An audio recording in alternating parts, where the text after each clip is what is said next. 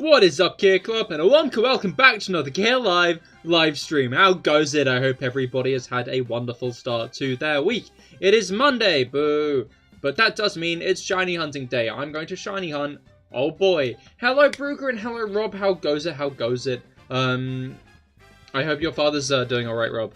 And hello, Mango, as well. How goes it? I hope your week's gotten off to a good start. But yeah, things are pretty solid in this corner. Had a pretty chill day. Yesterday, however, I went to like a driving rangey thing, you doodad. It was like a driving range, but like a golf driving range, but like you have to like hit the balls into like the holes to score points. So it's like if you take golf and kind of put in the essence of bowling, maybe. In my head, I was thinking this is very like bowling. But, like, the more I've compared it to bowling, the less it seems like bowling, you know? Oh, I forgot to, I didn't forget anything. Nope, I'm not quickly making sure I've got a bit up on screen that I forgot to put on before. Nope, I wouldn't do that, because that would mean that I'd forgotten, which I haven't done.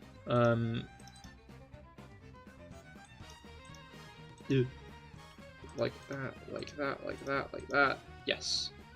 Okie dokie, yeah, we're at that score. Now he came back at midnight. The doctors couldn't find anything under the X-ray. So I think when he fell, he cracked a rib. Oh, okay, that's not good at all. Hopefully he recovers soon.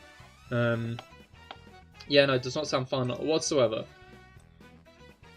All right, let me just get the counter up on screen.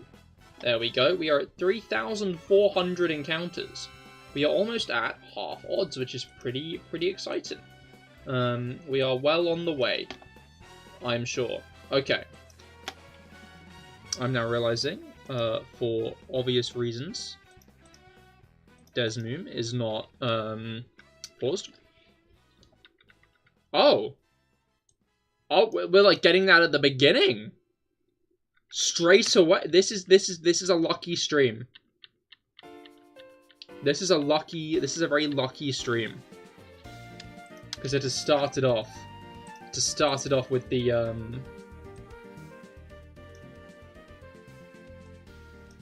that bit. Yeah, it's not, but got some, powerful pain meds. So that should help, and it'll be better in 4 to 6 weeks. Ah, okay, that's good. Place your bets on if it happens this stream or not. I mean, statistically, it won't happen this stream. You know? Like, the odds are it won't happen this stream, you know? Because, like, we've gone through, like, what? 10 or so streams of this so far. And it hasn't happened in any of them. So I feel like statistically it won't. So betting that it happens is a bigger payout. Mango, you're a man after my own heart. A true gambler. You see a horse at 100 to 1 and you go, I'm putting money on that one. And so do I. Alright. Let's get into the... I mean, we're already kind of into it. We've already done 4 encounters. That's kind of impressive, honestly. Alright. But yeah, Minccino. Obviously, we've been playing black and white in... Fuck it, we pulled this. Exactly. Yeah, we've been playing black and white, regularly. Well, not regularly. We've been doing the treadmill challenge, but we've been doing that lately. So it's funny to be back at the starting screen. Obviously, this is black version, not white version. We're doing that on white version. No real reason for the distinction. It just is one.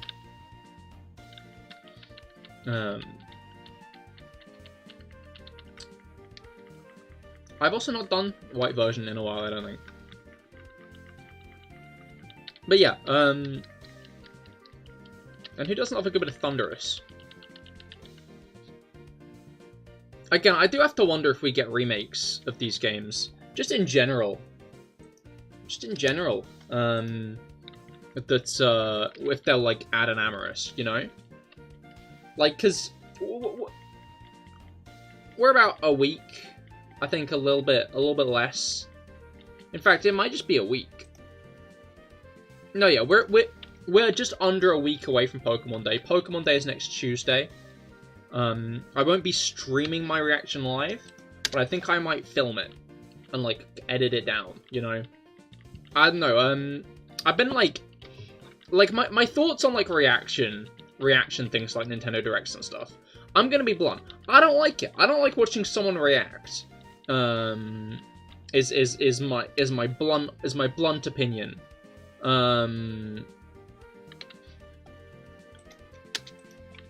Did you know treadmills were the treadmill's first iteration were a torture device? I did not. How, like, did it just not stop? Did you just have to keep running, or, like, you'd be, like, ejected backwards onto spikes? You're in a Discord lock of randomized infinite fusions. The first one you got a Groudon, and the next one you got a shiny Quilava. Ooh, hell yeah.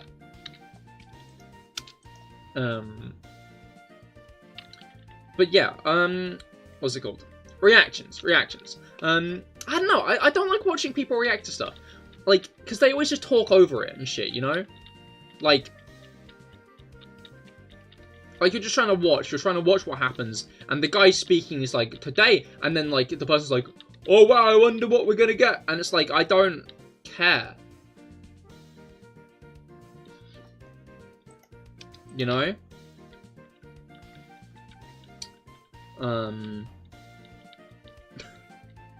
No, like, I like hearing about what people thought of the Direct, but watching it at the time, like, the kind of, like, talking over, the constant pausing and stuff that I find often happens in, like, reactions and stuff, it tends to, like, get on my nerves when I'm watching it live, you know? Like, when I'm watching it live, I want to know what's going to happen. I don't want to see someone talking over what's happening. I want to watch what's happening. So, like, I'm just inclined to, you know, take that opinion and not live stream my reaction. Because I don't... If I don't care for other people's, why should you care for mine, if that makes sense? It was a big cylinder that prisoners had to run on to run a mill, hence the mill part of it. Not sure exactly what would happen if they stopped. Best guess is they got a beat or something by the guards. That is a reasonable assumption, yeah. So it's a giant hamster wheel is what I'm understanding.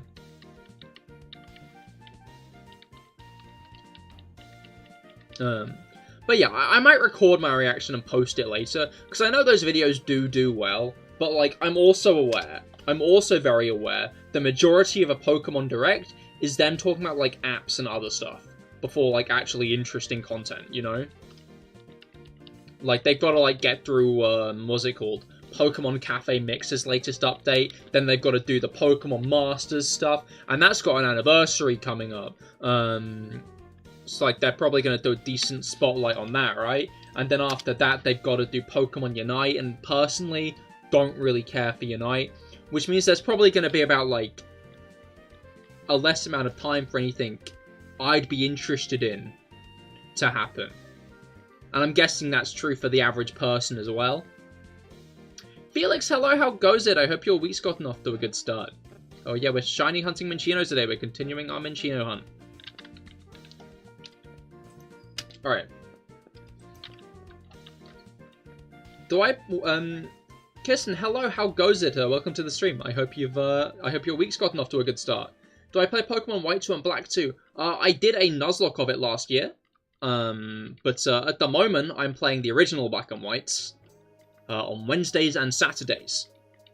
At the moment, though, I'm obviously shiny hunting for Minccino. You feel like a celebrity now. Understandable. In a way. Who isn't a celebrity? Specifically you, though. Alright.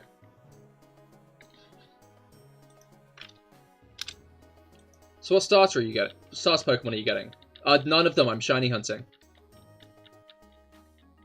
For the Minccino.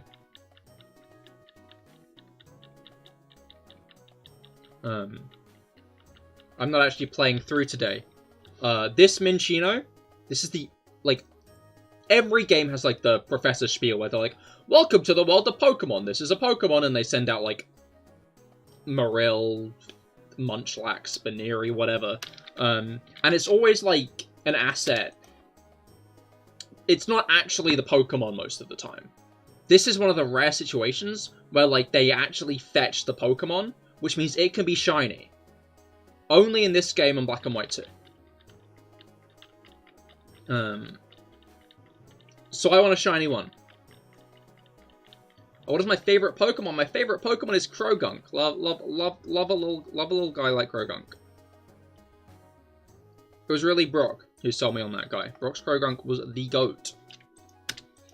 I still need to finish my rewatch of the Diamond and Pearl anime. Like, I think that rewatch has been going on just as long as I've been streaming at this point. I'm gonna be real. I really do need to do it.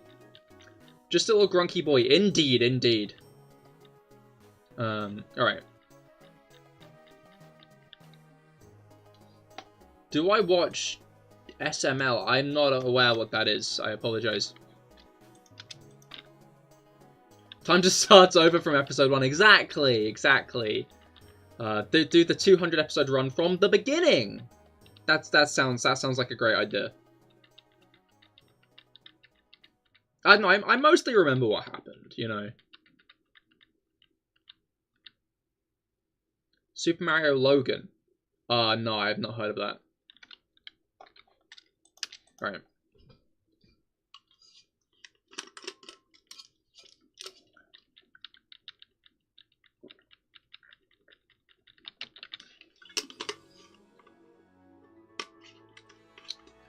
Alright.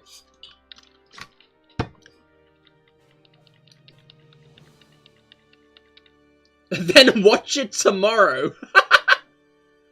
I appreciate like the commanding nature of the suggestion. I don't.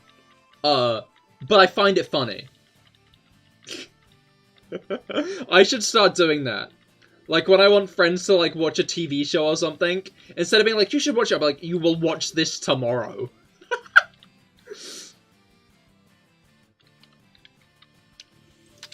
Alright. Watch it or else, indeed, indeed.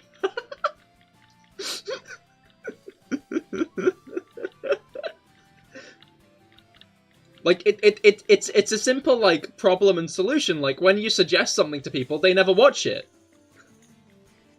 When you suggest like a show or a thing to watch to people, they're just like, yeah, I'll watch it, and then they don't. It's demanded of them. Are you threatening me? Not the homework. Yeah, guys, today's live stream homework. Make sure to do it by next stream. I will be checking.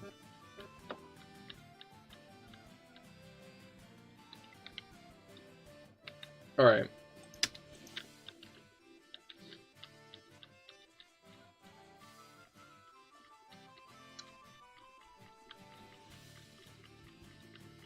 Wait, is this a YouTuber?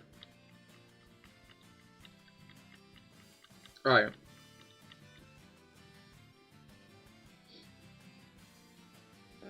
Summoner in a Bane. Do you feel in charge? Alright.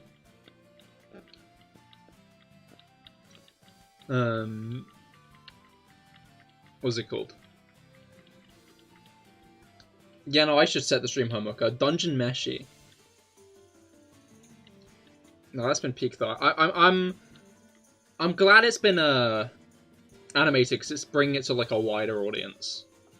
Dungeon Meshi is. When is next stream? Next stream is going to be Wednesday. Where we will be playing through the, what's it called? Where we'll be continuing our Pokemon Black and White Treadmill Challenge. And then Friday...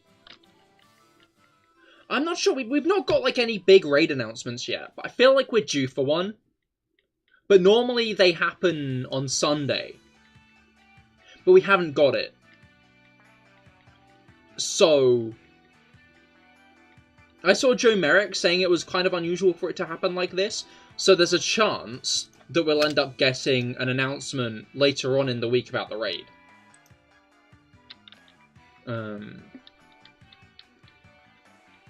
You watched Pokemon in the old days? I did. I was a big fan of Munching Orange. I remember I started during his Pokemon Glazed playthrough.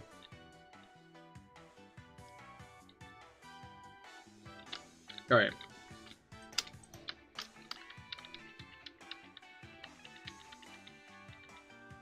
Although I guess before that, I can't remember his name. Because I watched an X and Y playthrough before I got it. I need to find that guy. Because I can't remember his name. Like into Hell Yeah, and I love a good bit of Mo. And then T-Tar was the other PokeTuber I watched a lot when I was younger, around like Auraz time. I actually have the Hooper hoodie he did. He sold. Which is funny because I paid for the hoodie with my own money. Then we realized it was about 80 quid for shipping.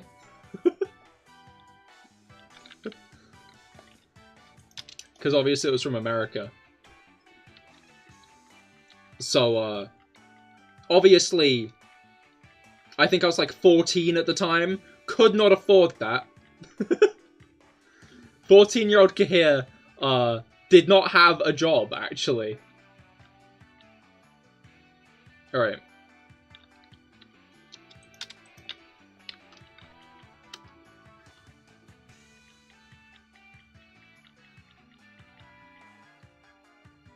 The lag is very bad as your end. Oh, it's 100% your end. Ah, no, that sucks. Hopefully hopefully it clears up. Do you know why it like happens so intermittently? Like, 'cause it seems to be like a regular event, but not a consistent event. Is it like when other people are on the Wi-Fi? Let me just pull up my performance window, because that's not actually up, which isn't good. Alright. You weren't working the mines? I was not. I apologize. Abercremie, hello, how goes it? I hope your week's gotten off to a good start. How was your weekend? It was good, it was good. Yeah, it was a friend's birthday, so I went to, like, a golfing range thing, where it was, like, a mini-game. And you had to, like, get the ball into various, like, very large scoring zones. Alright. By that age, I was already 17. Of course. You've watched a couple of his stuff. That cringe when he does heal, forgets his pokes do stuff, and then sends shit in to die. Then you decide you can't subject yourself to content like that. I'm surprised. Wait, I guess I don't forget to heal that often. But, no, yeah, that is always a cringe-worthy bit when, like, he's walking through and he hasn't healed and you're just watching as he walks into, like, the next big fight. And then he still somehow gets through it. That's the impressive part, is he consistently somehow gets through the fight. Congrats on 1.2k subs. Oh shit, right! I forgot about that! We got up to 1.2! I checked this morning, it entirely slipped my mind, yeah. We are crawling over to 2k very consistently, which is hype. I'll be honest, we're like... Getting on the way. Why are you not seeing this person's messages? Abercremie's? I don't know, YouTube is sometimes weird like that. Are you on live chat or top chat? You thought it was just you all this time? That is weird though.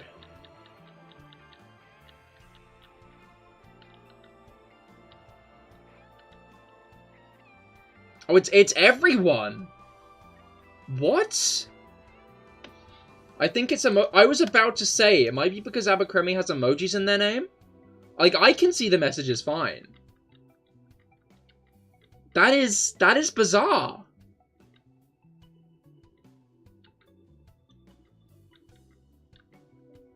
What? Huh. And it's like, I can see it. I can see the messages. But no one else can. I guess that's like a good thing. That I'm the only one being, you know, the streamer. Why are you talking to ghosts? No, Alchemy's a fairy type, so I think I'm talking to fairies, actually. Here you are. Oh! Has that fixed it? Oi! It did!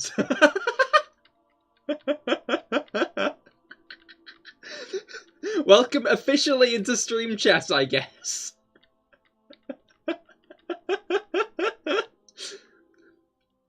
I guess that answers that one. That is weird, though. I wonder why certain... Like... Okay, I know Rob's on TV. Are you guys, like, on computer or phone?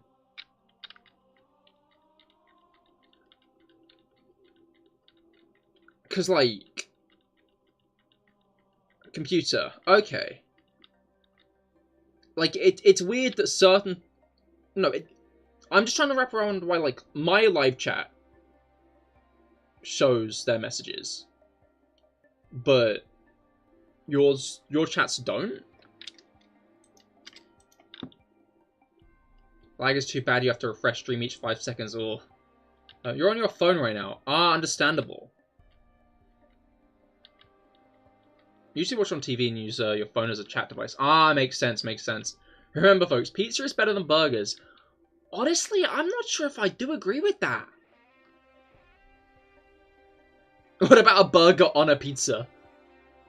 This whole time you're like, what did you do wrong? No, it wasn't. You've done nothing wrong, Felix. Fear not. It was a YouTube issue.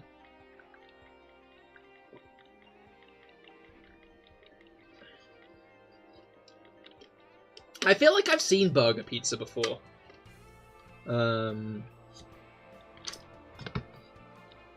Trying to remember.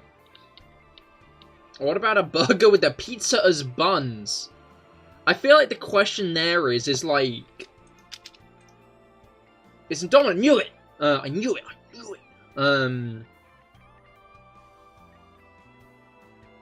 What was it called? Would, like, the pizza be on the outside? Like, are we talking, like, margarita on the outside? Or would the margarita be, like, on the inside, you know? Because if it's, like, margarita, pepperoni, burger bun, and some lettuce, that would go hard.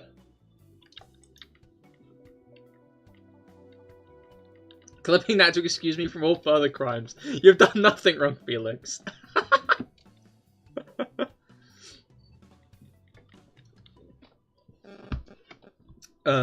Inside, I think. I think that would be the best way, right? Yeah, no, it'd have to still feel like a burger. But, like, it's got, like, a proper, like, margarita-y pizza base inside it. I'd say, like, it's already got the cheese, so we don't need a slice of cheese in it. It's already got the cheese. So I'd say a good burger bun. Not a good burger bun, a good burger patty. Honestly, I'm not a big fan of, like, tomatoes and onions and stuff in pizza. I like, you need more fuck it, we ball, more cheese. I guess. Sorry anyone who is lactose intolerant. You know, this one, you know what, no. Like, all the lactose intolerant people I have met, that this would be for, you know? Like, I have a friend who's lactose intolerant. He'll just eat cheese, you know? He won't care if, like, you give him something cheesy. He'll eat it anyway. And my sister, she's vegan now, so it's not an issue anymore. But she used to, like, eat a chocolate bar before bed. then take some painkillers, go to sleep. Like, it fascinates me how, like, most people are like, no, I'm allergic, I can't have that. To be fair, most allergies fucking kill you. Painkillers, it might not have been painkillers. It might have just been, like, allergy medication. I might be entirely wrong on that. No one enjoys dairy more than a lactose intolerant. Exactly. You're a lactose toddler, yeah. One of those lactase things. Maybe it was a lactase. I don't know. I just know it was a thing she took after she ate cheese to, you know, help. And then she went to bed. But yeah, it's...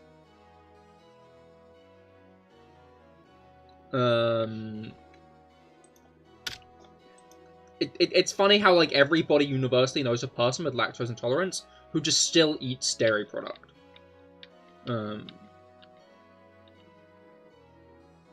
I think the only person I know who didn't was my mother. Who had goat's cheese instead.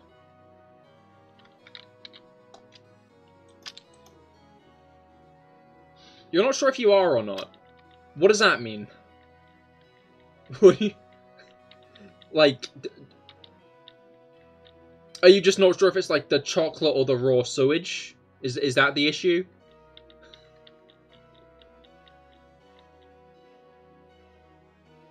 I always remember the story where, like, the person realized they were allergic to potatoes when they mentioned the potato sweats to friends, and none of them understood what that meant.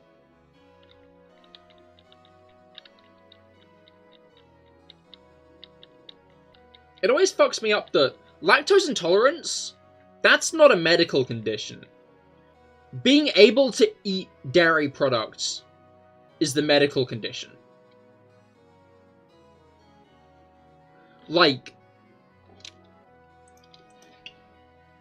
I think the majority of people are lactose intolerant. You know?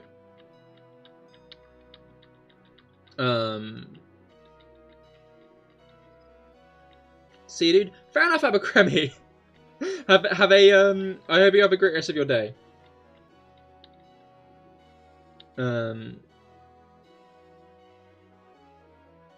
Like, you'll eat a bunch of ice cream or something. But you're not sure if it's the lactose or too much ice cream. I mean, like, it tends to happen just generally, right? Like, any dairy makes your bowels not great. So if it's only after ice cream... But how much? I guess I don't know that for certain, but I feel like if you eat like a chocolate bar or something and it's not going to agree with you, then it's not going to agree with you. It's not just... Okay, it's not just ice. Then maybe. Can't you like take a test or something? Apparently when you stop having dairy for extended periods, some people develop it. That would make sense, because like... becoming like allergic to dairy is basically just becoming... What's it called? Eventually, you're supposed to wean off of milk, is what I'm trying to say. You know? Like, dairy is meant to be for baby cows, not people. But one day, some guy was like, what if? And I guess drank some cow milk.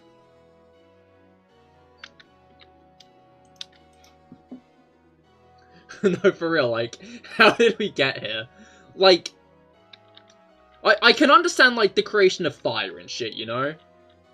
Like, creation of fire, like, what if we put food over the fire? It crisps up, you know? That's interesting. Wait, when we eat food cooked, we get ill less. That's fucking crazy.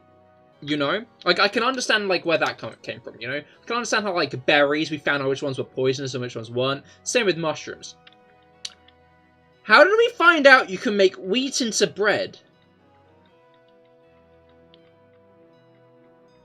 Who mixed flour and water for the first time and was like, shit, dude, this makes dough? Like, was it just a guy trying to make a variety of soups? And one day it got all doughy and was like, wait! And like, that's not even mentioning, like, yeast.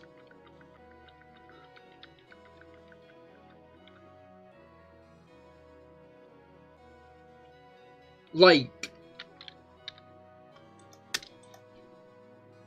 am I missing some methodology that made us get to these parts? Maybe their flour got wet and they wanted to dry it. But why did they have flour in the first place?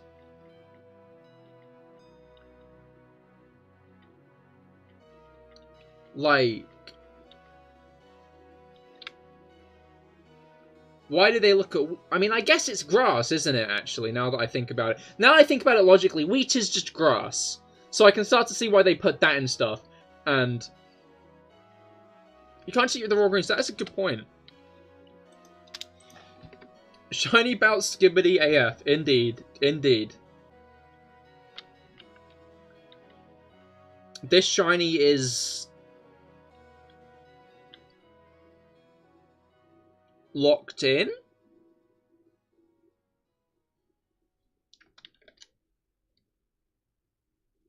Tweaking.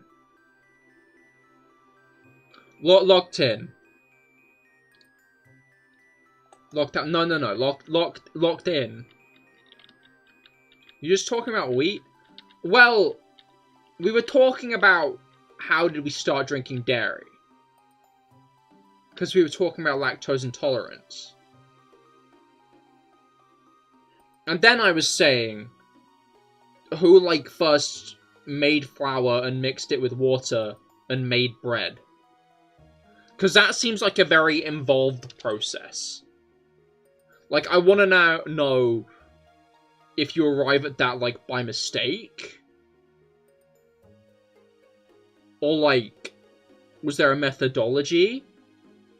Grains are a more versatile food, apparently. So massing shit up and mixing it tends to make more filling meals. So primitive brain is probably like, we need more food and water, so to survive, let's mix.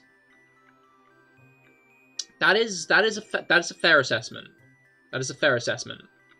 Must have had those crafting recipe books in the inventory that show you how to make everything. Yeah, no, exactly.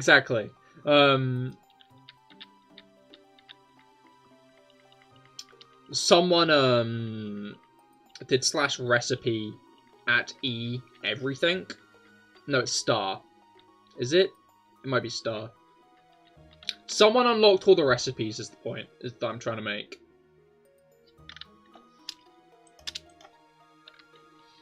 A lot of tribes didn't waste a single part of the animal, so they discovered the milk sack and went from there. Ah, that would make sense.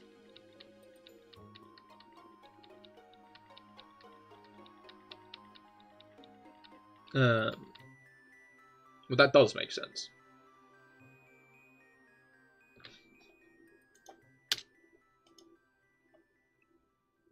But were they not allergic to the milk? Then again, like, I mean, even nowadays, people like to flush out their systems by deliberately giving themselves diarrhea.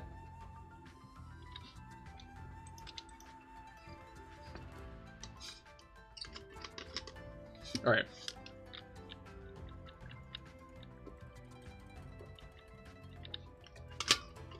Someone got isekai and had the Minecraft skills in the real world. That sells it. For week they saw cows eating grass and were like, that's dope AF. But some of the grass tasted good. So breed that kind of grass to get more of it. Well, yeah, but like, Wait, so people just ate the wheat? No, I'm guessing they mixed it with stuff.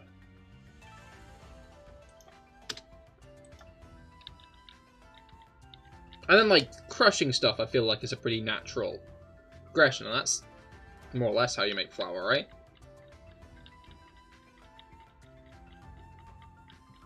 This is, like, one of those times where, like,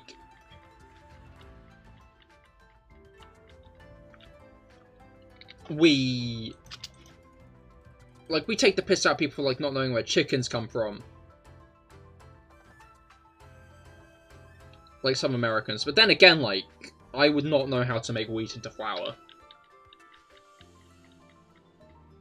Then lettuce and cabbage. I'm aware that, like, Brussels sprouts, broccoli, cauliflower? Maybe not cauliflower. Is it like... I know that there's, like, a bunch of plants. Like, there's a bunch of vegetables that are the same vegetable. They're just the same vegetable, but we bred them for different qualities. So they're all, like, actually the exact same vegetable. We just, like, bred them for, like, different parts of them and made different vegetables out of it.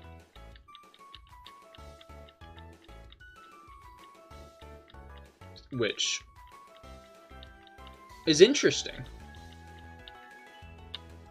Like, humans really see something they like and are like, we can make this better. Here's 3 different pitches for how we can make this thing better.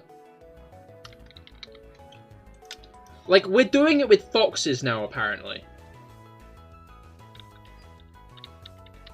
Like, there are people who've, like, been breeding foxes. Domestic foxes.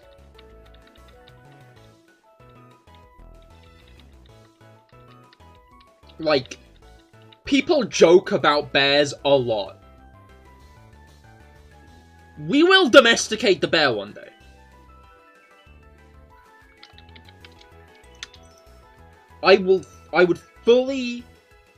could fully envision a future where we have domesticated the bear.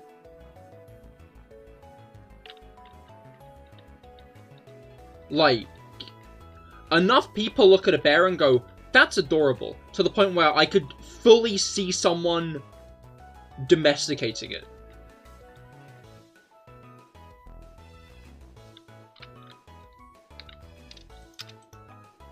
People also wanted to know if they could crossbreed foxes with dogs. Yeah, that doesn't surprise me. I'm guessing the answer to that one's no. Alright. A while ago they found a wild one in Mexico. I guess the answer's yes, I am wrong.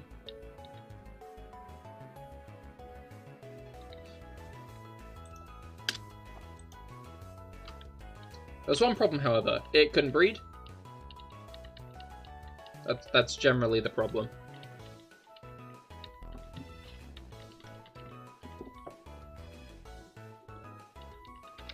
Ligers, mules, whatnot.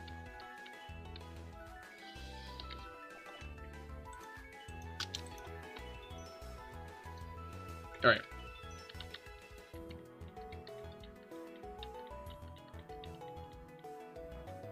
They found it and found out what it was after it got hit by a car and got hit by a cat and got deaded. That's a shame. Yeah, cats are brutal, you know? It's a real shame it got hit by that cat.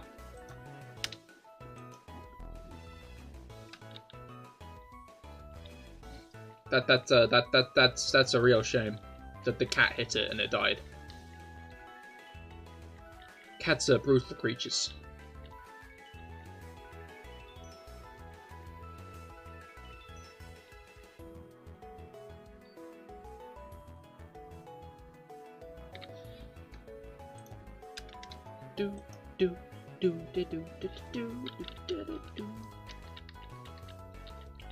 What animal would you guys keep as a pet if it was, like, legal and ethical? If there was no ethic issues, nor moral quandaries. And also it was legal. Would it be tame? Yes. Red panda or bat? Red pandas are pretty cute. I feel like raccoons are pretty up there as well, you know? Dinosaur. Felix, that's like me saying I'd have a mammal. That is a very wide net.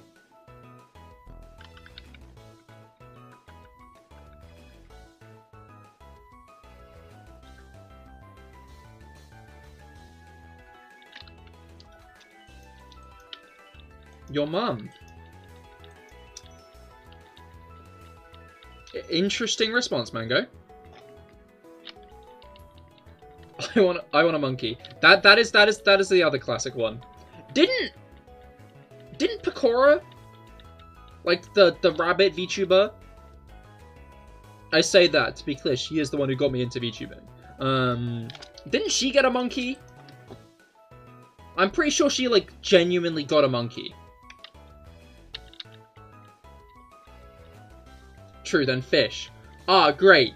That narrows it down a lot more, Felix. Also, I have a really cool thing for you. It's called a fish tank. But yeah, monkeys are cool. I kind of opened...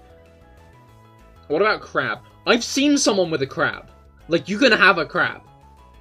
There is genuinely nothing stopping you from getting a crab. I don't know if you've seen Howie the crab. Like, they have like a string they take it out and walks with, and they have hats they put him in.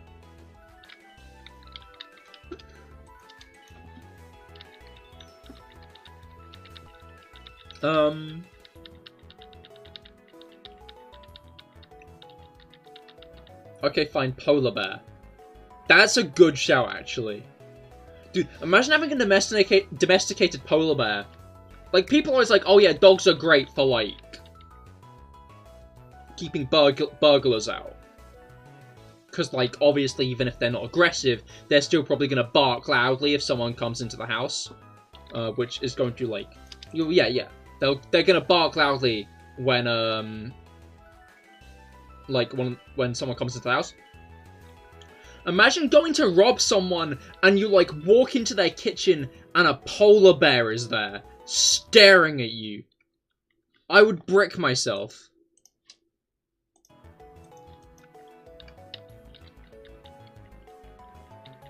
You've done that. Burgled someone?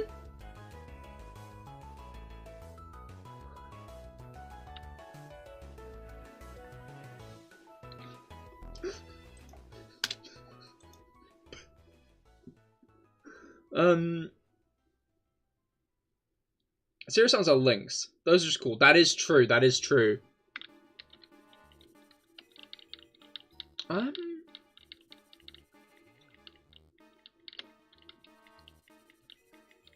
Burgered someone. It all comes full circle. I feel like I should have entered this conversation with an answer.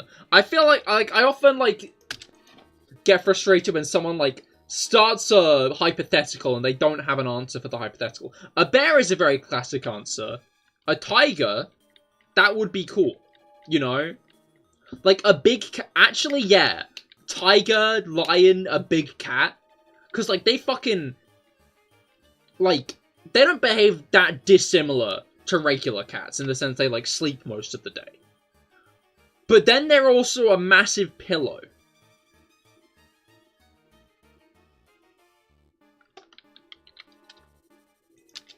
Like, sure, you can, like, sleep on your cat if you want.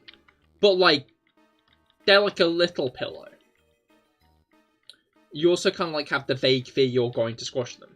If it's, like, a tiger... Maybe a bit vain, though. Would me having a pet tiger be like any of you guys having a monkey?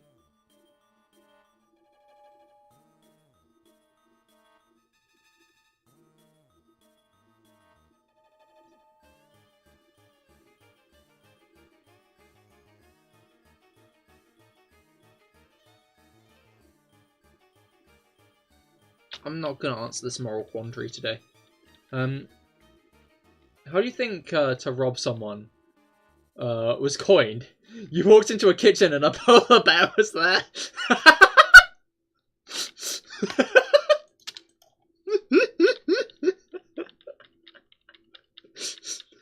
That's the lore of that.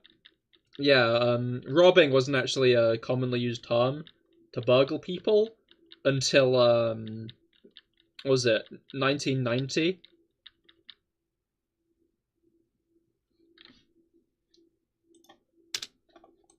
Apparently big cats also enjoy catnip. I could see that. I could understand that. Because I'm guessing it's just like in a specific way the brain is wired. That, allows that.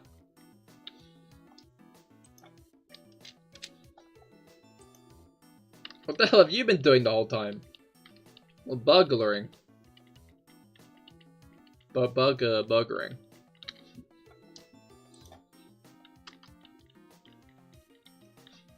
No, I didn't actually. Alright.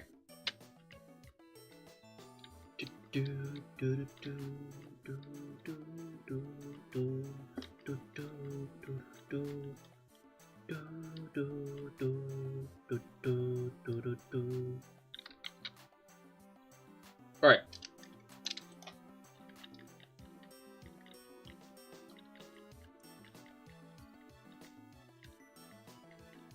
I feel like I was going to say something.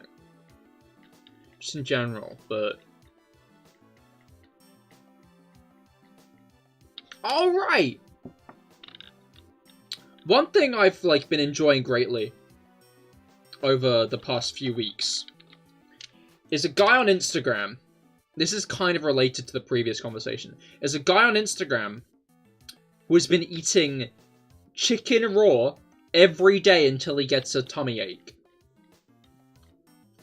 I suppose that's fair since you never saw a polar bear inside the house. Yeah, no, exactly.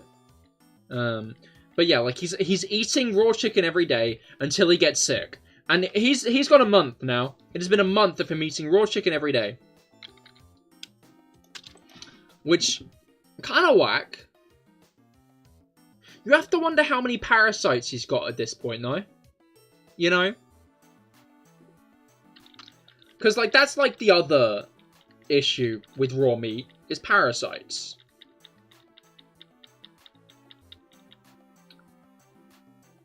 Which, I was thinking about further on that, yeah? Like, earlier today, I was thinking about that further on that, yeah? Parasites.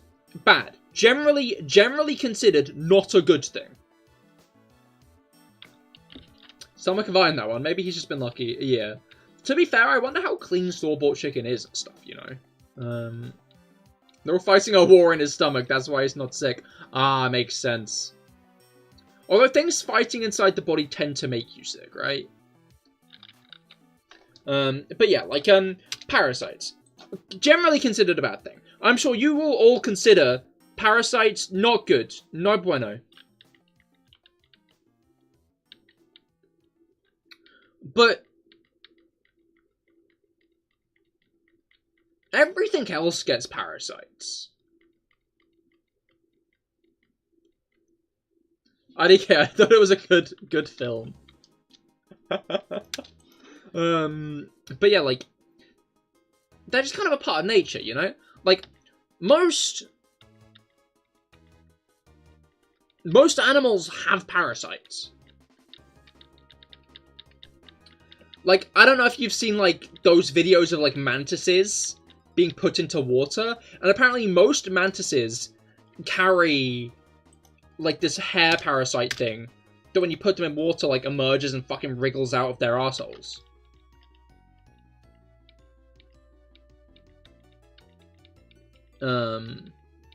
Don't know, there's friendly bacteria? Bacteria, not parasites. I think while they aren't, he more meant, like, if bacteria can be good for you, can parasites? Like, if there are bacteria that can help, are there parasites that can help?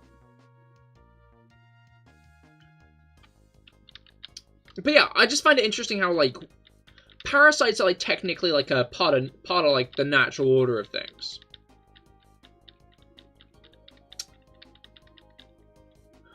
So what I'm saying is if you want to, like, become more one with nature, instead of, like, walking around without shoes, you should get a parasite, like a tapeworm or something.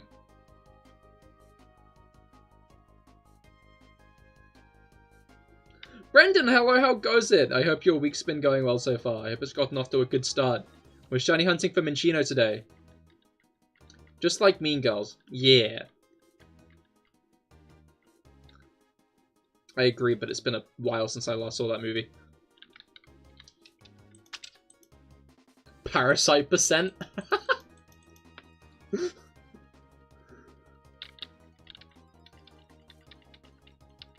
So cute, it's like a pet. Exactly! Like, you have to wake up every day. You have to wake up and get out of bed and feed like a cat or a dog or fish or a bird or anything like that.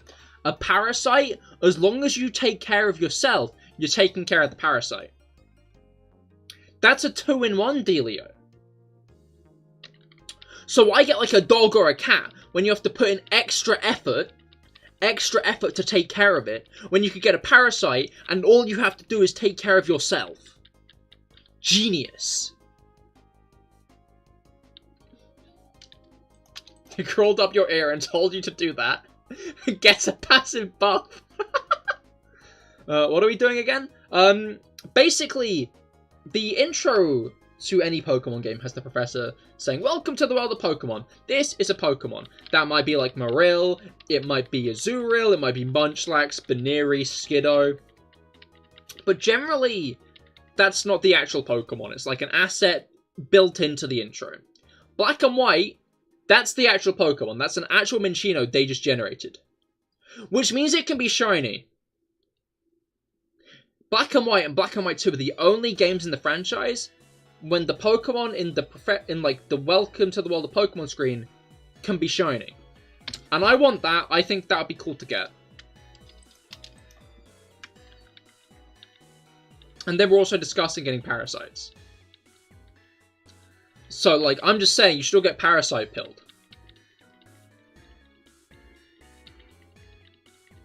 I should start, like, selling tapeworms. Oh, merch idea! CahirLIVE tapeworms! Dude!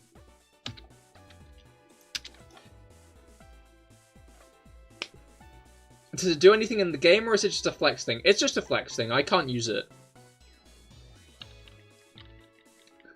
We will get to look at it for a bit. And then it'll go again. Yudcop, hell yeah. At least one buyer for the CahirLIVE tapeworm. I feel like there's a non-zero chance that someone got this game, got the shiny, then later saw a normal one, was like, wait, that's different from the opening. And I find that funny. Right? No, yeah, definitely.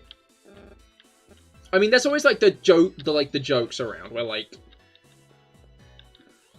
I started the game and my mudkip was pink. What's up with that? I reset it, because I thought it was a glitch, and then it was normal, but,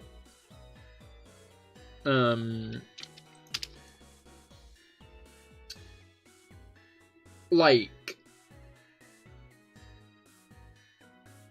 that's gotta have happened. How much are tapeworms? I mean, like, free if you, like, are willing to go into the forest and eat animal dung.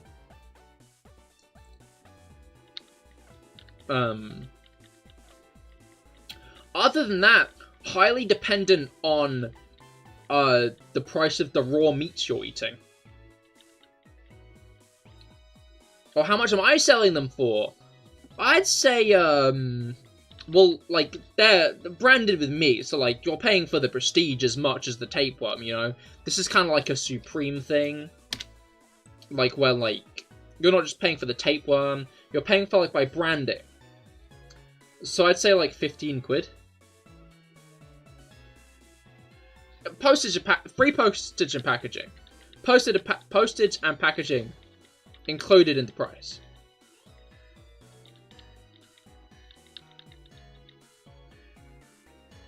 Because, I just have, like, so many stamps, you know?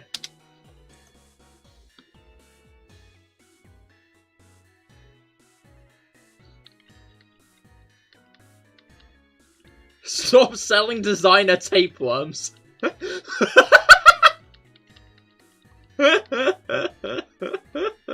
No.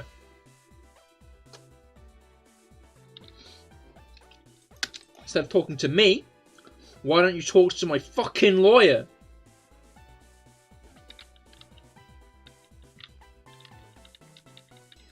Alright.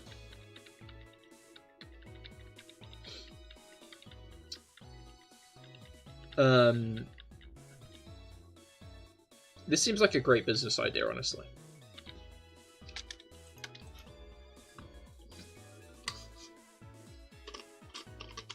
Alright.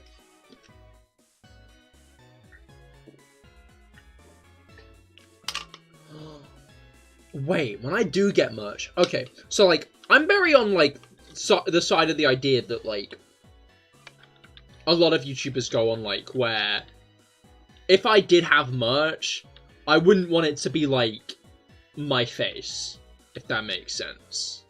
I guess maybe it could be my face. I am an anime boy. But, like, what's it called? Kind of reminds me of when people want to trade Pokemon with their YouTube channels as a nickname, but spreading parasites instead.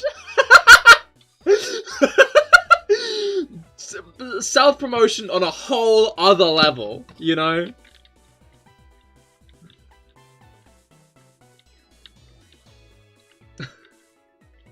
Like it just says sub to CahirLIVE down the side of the tapeworm. That's genius. Because then all I gotta do is, like, put it in that one guy's raw chicken that he eats every day. Bada bing, bada boom.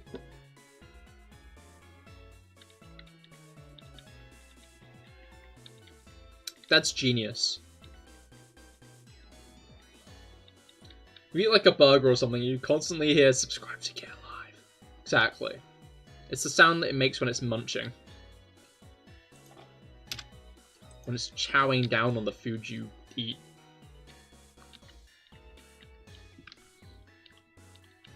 No, I was saying something. What was I saying? I was thinking, like, the live part, yeah. That's a part I focus on a lot, you know? Like, a lot of, like, YouTubers and stuff, like, after they get to, like, a certain, like, size, they kind of cut the, like, YouTube or live and stuff from their name, you know? Like, it's just Ranboo or Tubbo these days. It's not Tubbo Live or Ranboo Live anymore. But, like, I feel like that's a part, like, CahirLIVE as the name, I'm attached to it too much. So I'm not gonna ditch the live part. That's not gonna happen.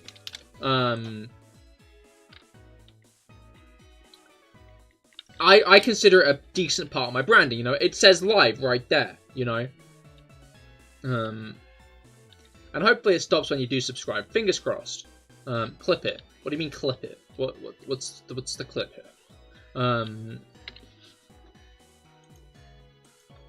Save it for proof.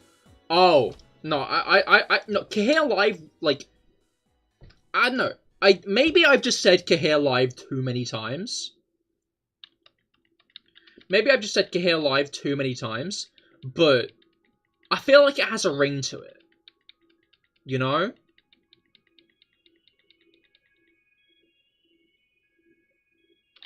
I feel like it's got a satisfying sound to it.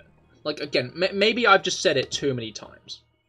So, like, I'm kind of like, of course I've gaslit myself into believing that, but I think it's got a good ring. IMO. Anyway, what I'm saying is if I made a merch line with live printed on the front of it, out of context, it would look like it's saying live. And that's kind of funny. So,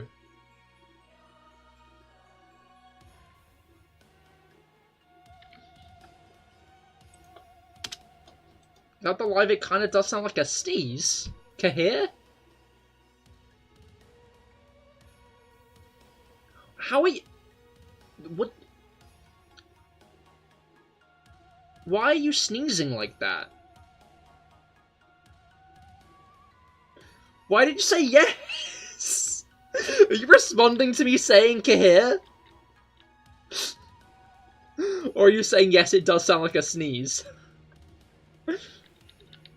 Did you forget you're not on the Not CahirLIVE account anymore? I always found it funny. For context, a couple of years ago, a friend of mine got an imposter in her chat. And then later on, an imposter appeared in my chat, Not CahirLIVE. I didn't know who it was. It was kind of funny. What was it called? Yeah, it was kind of funny. And then I noticed, then they joined the Discord server. They joined my Discord server. And I checked the logs and Mango created an invite, like, 2 seconds before they joined.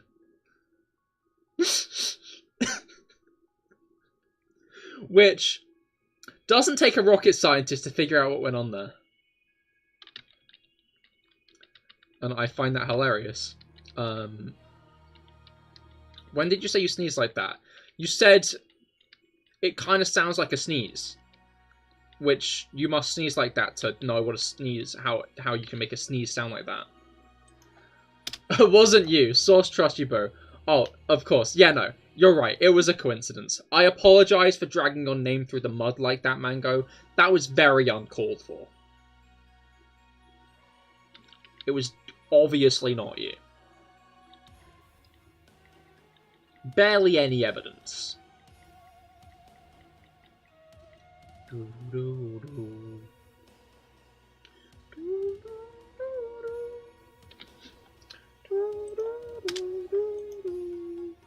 None at all, exactly, none. Were you the other imposter as well? Or was that genuinely someone else? No, I think that was genuinely someone else. Did we ever figure out who that was? I'm not sure. Anyway.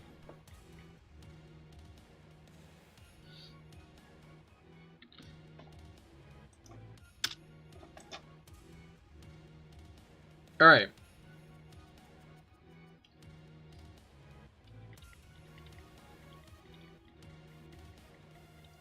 Ugh.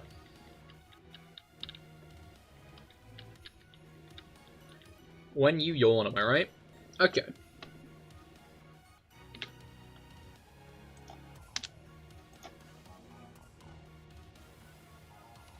I mean, as a NOS imposter, you feel like you're usually fairly good at sniffing them out. Interesting. Have you... I've got this great game for you. Have you tried Among Us?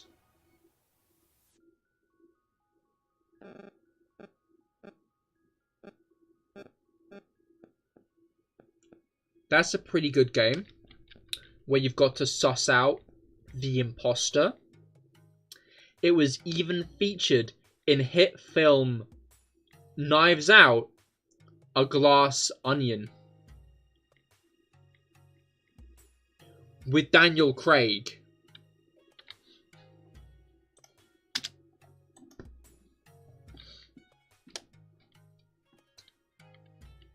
And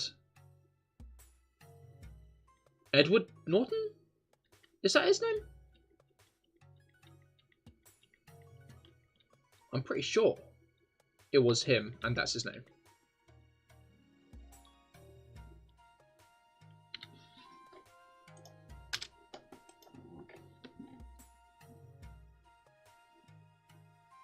I'm not good with names, I'm gonna be honest. Alright.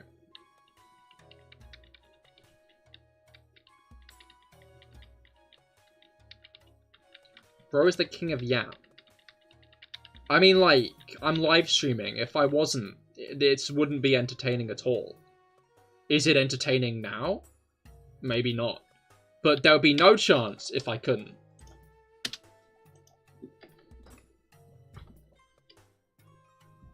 Alright.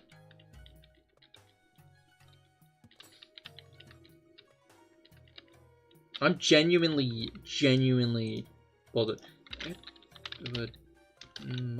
Edward Norton. It is Edward Norton. I'm right. Yeah. No, it is. That is exactly him. He was in Glass Knives Onion. He was also in... Do I recognize any films other than The Hulk? He was in Fight Club. I didn't want to say Hulk. Because obviously he was in one Hulk movie. And then he got recast. And I do wonder if... Because, like, that movie was part of the MCU. Nick Fury appeared... Or was it Iron Man appeared at the end of it? What? Someone appeared at the end of it.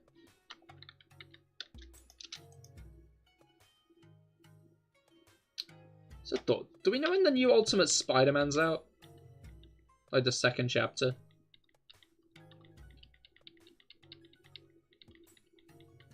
Because they made Peter Parker middle-aged, and I'm really looking forward to seeing how that plays out.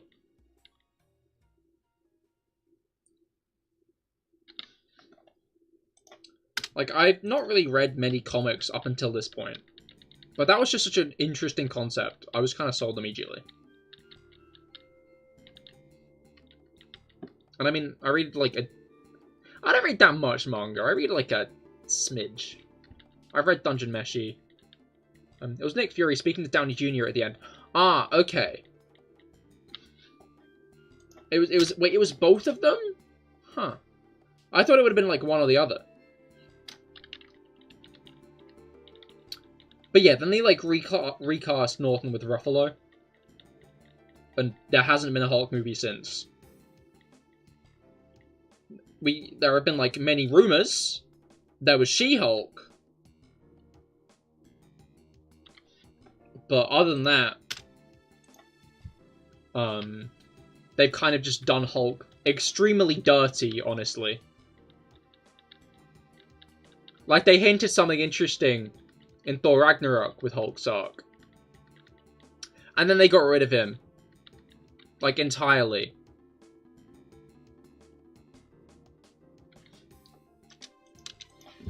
Just gone.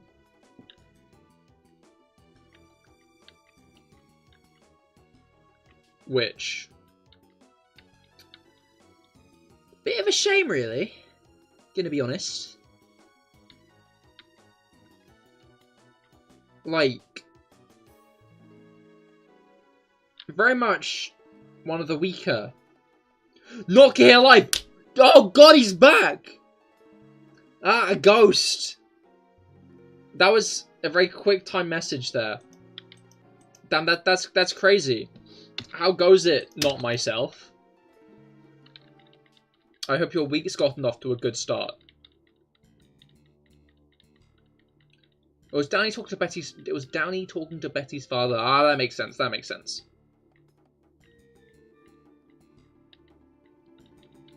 Right. It sure goes. Hell yeah. I'm glad to hear that, not CahirLIVE. When you think about it, everybody is not CahirLIVE, except me, because I am CahirLIVE.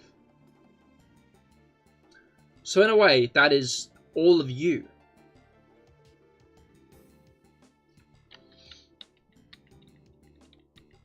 Proof? A mirror. Have you looked in a mirror? No, you're not CahirLIVE, exactly.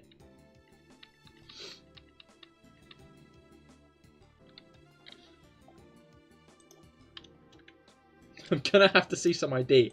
Oh, I see.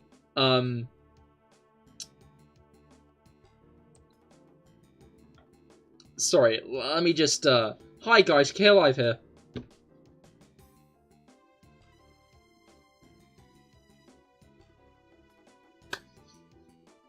Bet you feel really stupid now, huh? They brought Nick Fury in at the end of Iron Man. Yeah, I remember that much. But, what was it called? What words am I looking for?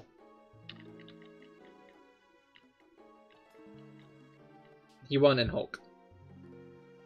Close enough, I think. Yeah. That was entirely accurate, actually.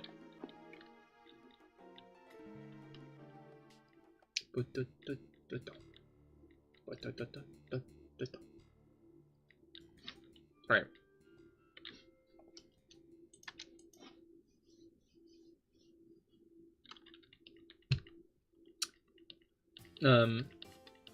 What thought am I trying to have? I'm gonna take a drink. Well, no, more like a 30% match, but you're not being paid for this, so...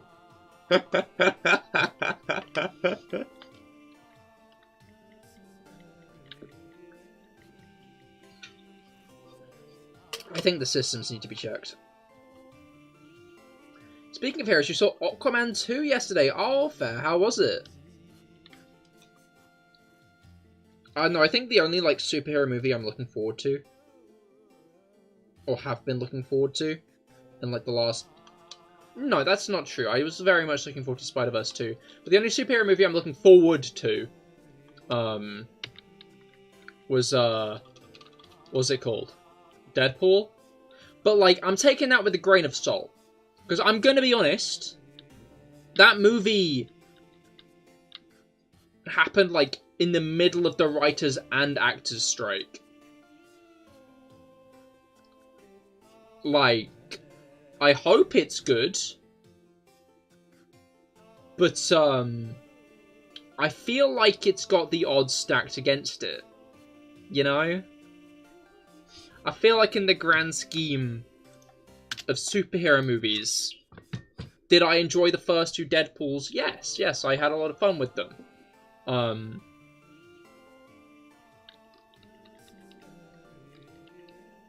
The third one didn't necessarily have, like, production issues, but it had roadblocks.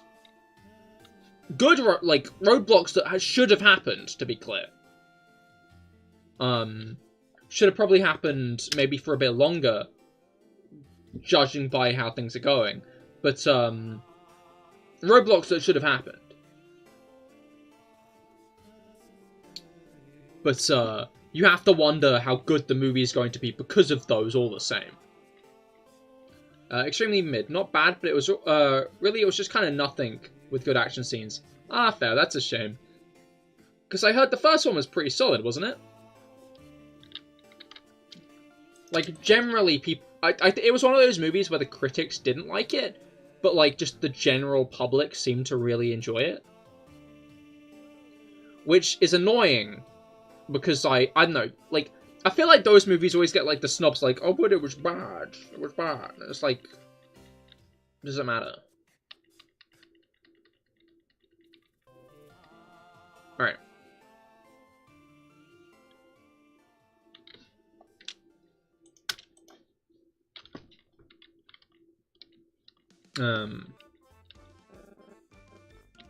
Oh, but June 2 is coming out very soon, which is pretty exciting.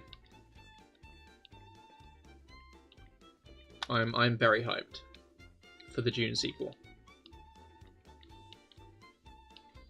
Yeah, the first was good. You're discussing with Kim, and CGI is really shit nowadays. Yeah, I feel like the issue is when CGI was, like, first becoming a thing, people realized it needed, like, actual practical effects along with it. But nowadays it doesn't need practical effects along with it. It can just be CGI, which kind of takes all the realism away from it.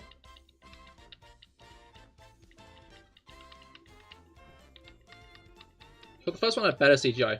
Oh, and it probably was still a CGI fest. That is weirder then.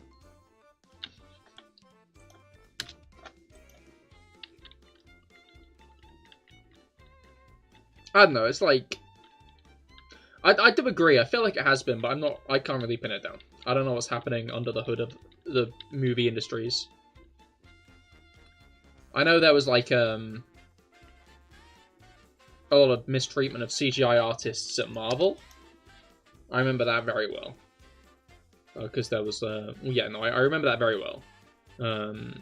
Where they were being, like, massively overworked. But I don't know how it is in other corners. It wouldn't surprise me if it's similar everywhere, though.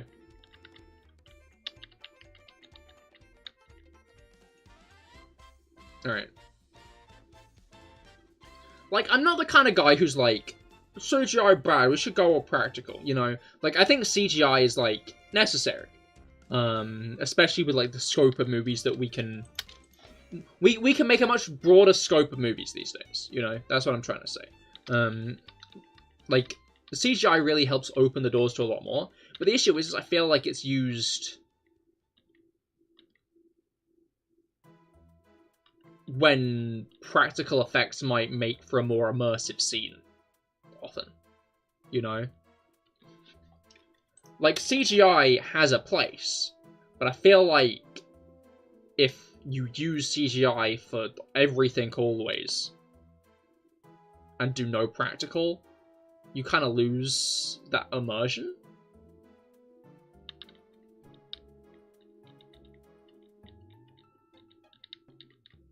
Which, I don't know, I just find it funny that everybody called it the live-action Lion King when it just wasn't. Like, that was an animated movie. Like, if the Lion King is live-action, then so is Tintin's Secret of the Unicorn. Which is a fucking great movie.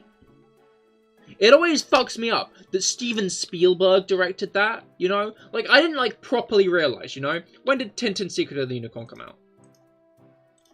Tintin Secret of the Unicorn. Yeah, that came out 2011. Like, so I was 10 when it released, and I thoroughly enjoyed it.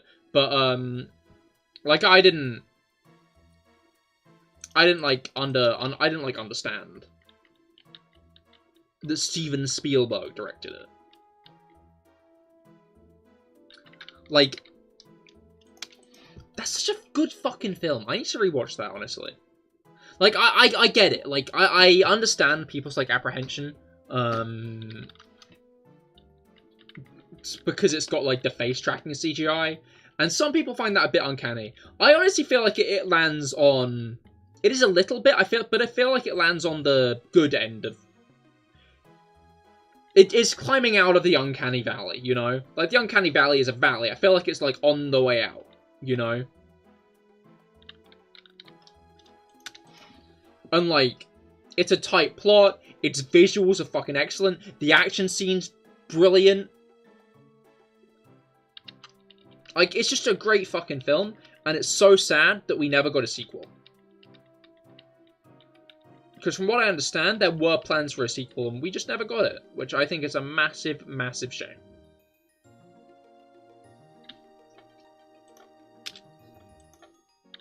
Because it sounds like there was, like, planned to be a sequel, but it just got stuck in development now. But I'd rather have one really fucking good movie stand alone than, like, have it be the really good movie and then have a sequel to it, you know? No, it'd be a really good movie and then have a shit sequel, is what I mean. Except Megamind, I'm really looking forward to seeing what the fuck that that mess is gonna be, you know? Like, everyone seems so unenthused about that Megamind movie. What I see is a straight-to-DVD sequel. You don't get those anymore, because the DVD doesn't exist. You know? Like, even fucking Disney's decided, we're not doing straight-to-DVD sequels anymore. Moana 2, that's going up on the big screen, you know? But this Megamind sequel, clearly, like, not the budget of, like, any of the big movies. Voice actor replacements who almost do a good job, but are still very obvious. Like, we might be in for one of the best, worst movies in a while.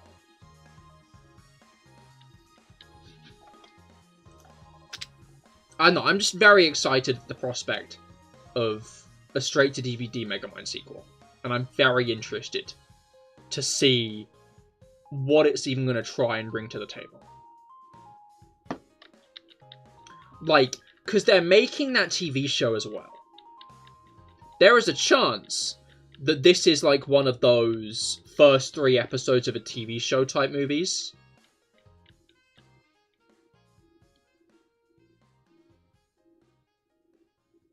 A dying breed, I tell you. Like, we haven't seen shit like that in ages.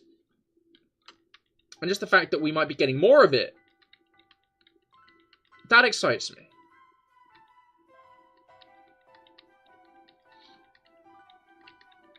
Like, it feels like studios have been going all or nothing. In general, honestly. Like, it feels like we really have been, like, missing out on, like,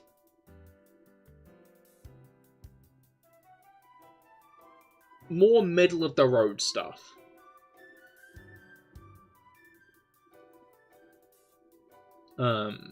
And it's streaming's fault, to be clear.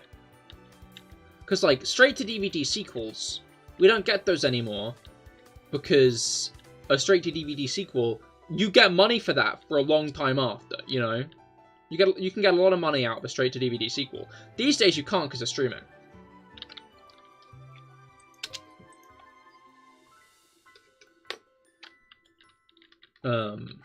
Which...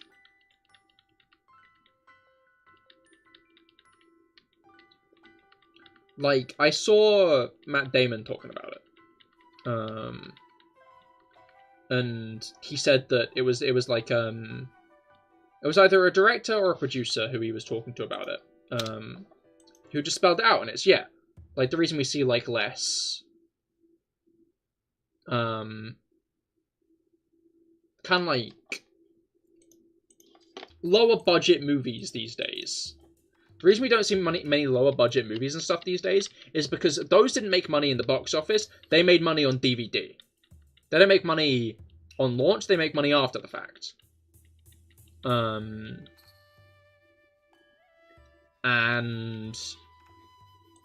they make money after the fact on DVD sales, on Blu-ray sales, and stuff like that. But, like, that doesn't happen anymore because of streaming. Streaming has effectively killed that. Which fucks me up.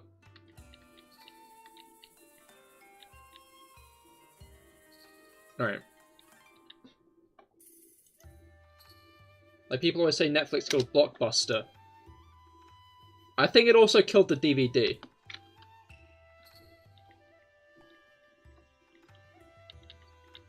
I still love a good DVD, though. You know, like...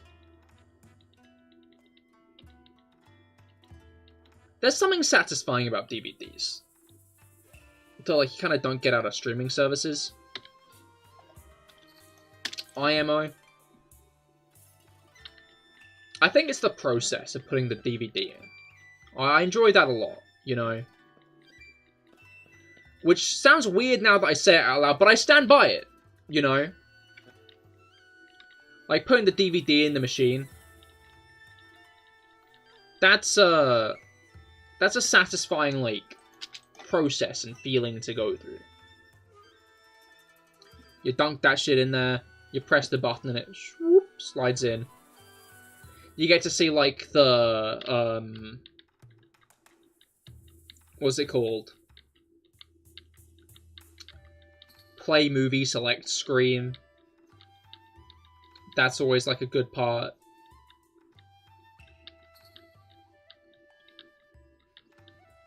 Yeah. I love a good DVD. Alright. I'm going too far in. Alright, I'm going to go to the toilet quickly, but I will be right back, so make sure to stay tuned, because once I'm back, we will be continuing on with the hunt.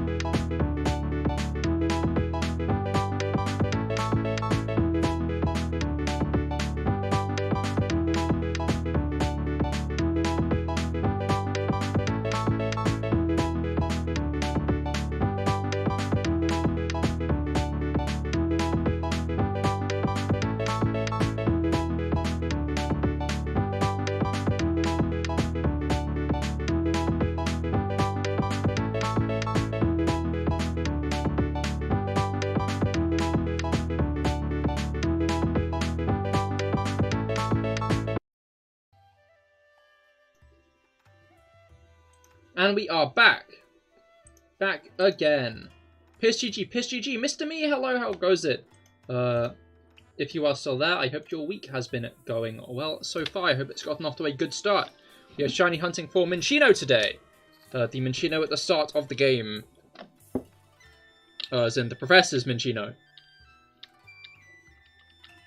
When she sends it out. That one. Okay, I was going to segue onto this earlier, but we got distracted by branded tapeworms. But a perfect start to the week. Hell yeah, that's good to hear. But yeah, any progress on the shiny living decks? All right. But yeah, I saw a video the other day. I think it was a video, it wasn't actually their video. It was, what's it called?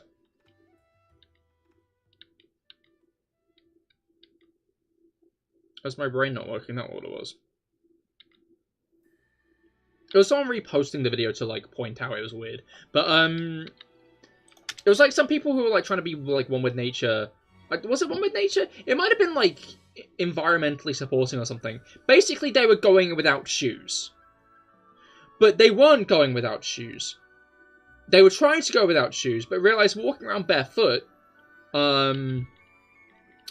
people, like, they weren't allowed into certain, like, shops and businesses and stuff because they didn't have shoes on. So what they did was they cut out the bottom of all of their shoes.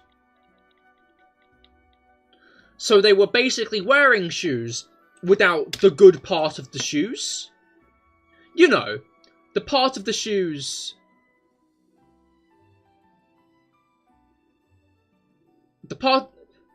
They were wearing the useless part of the shoes, not the part of the shoes that stops you stepping on glass. Went for a nice run and a good workout session, now you're chilling in the stream hunting Lunala? Hell yeah, best of luck getting the red bat. I don't know, I don't like shiny Solgaleo that much. It's a bit too red, but Lunala's a nice like blood moon. Got an Obstagoon yesterday? Hell yeah, the toothpaste. You mean designer tapeworms wasn't the point I was getting to? Not at all.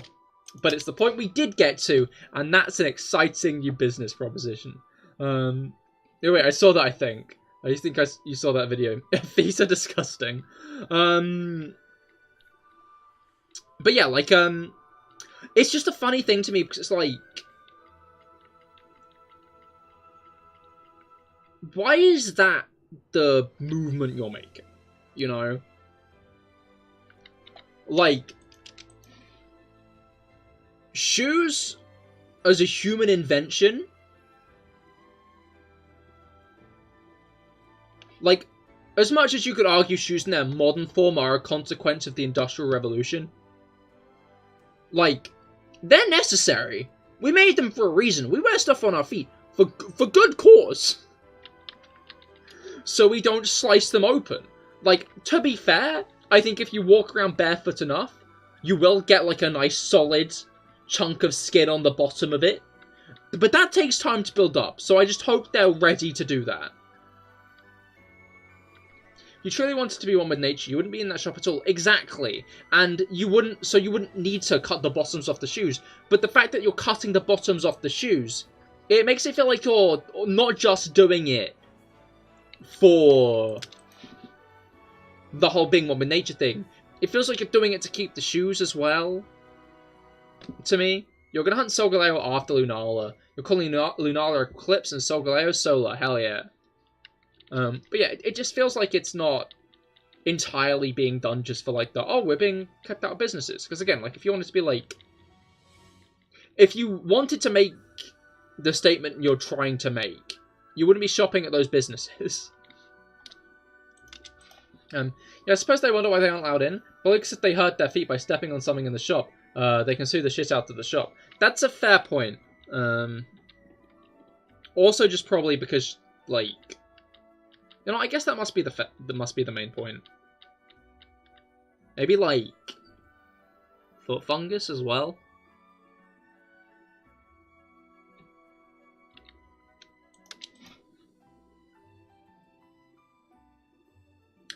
Why do shops ban service if you're not wearing clothes?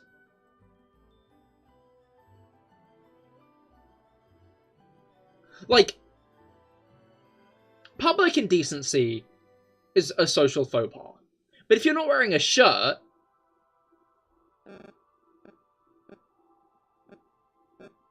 Like, why did some shops not serve you? Like, what is the idea behind that?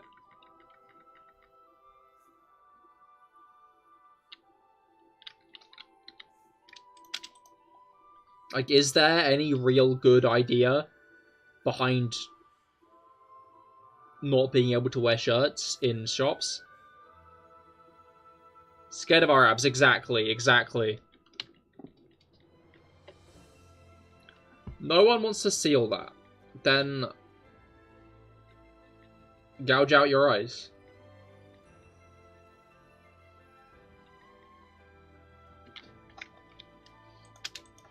Pissing off other customers. Yeah, probably.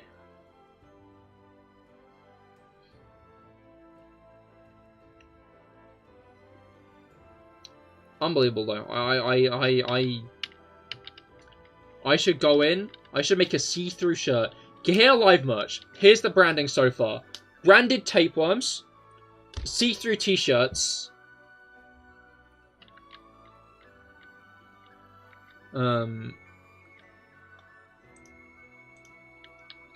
Like...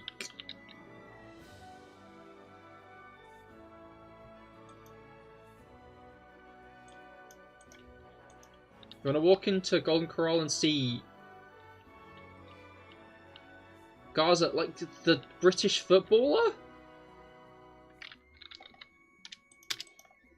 In only a Speedo? I mean, I guess not that British footballer.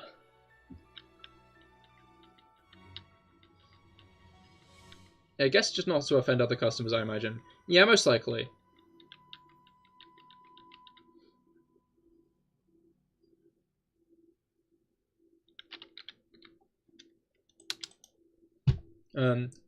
If you don't like that answer, you can always just, say they hate freedom. Exactly. They hate freedom. Anyway, yeah, basically what I'm saying is see-through t-shirts on the CahirLIVE store. That's what's going to happen. They're going to be t-shirts, they're going to be see-through. So you can go into shops wearing those, and it's like you're not wearing a t-shirt, but you are. So they can't deny you service, because if they're like, excuse me, you can't come in here without a t-shirt on, you can be like, actually, I am. And then, like, what are they going to do about that, you know? They're going to send you out? No.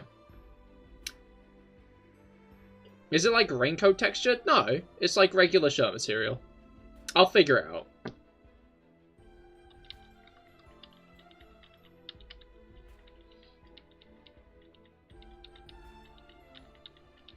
That would be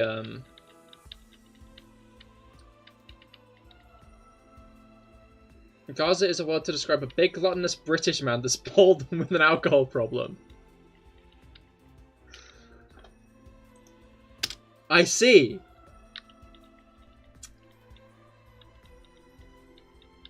He can wear a Speedo if he wants, you know? I'll stay in my lane.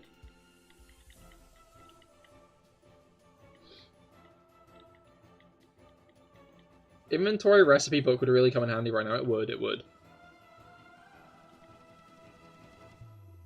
48 raids in, 1 shiny so far. That's still pretty good going, though. Kind of. Wait, no, it might not be. Because 48 is almost 50. So that's 200 Pokemon seen. Yeah, okay, no, you are under odds, actually. A nickname for Gary?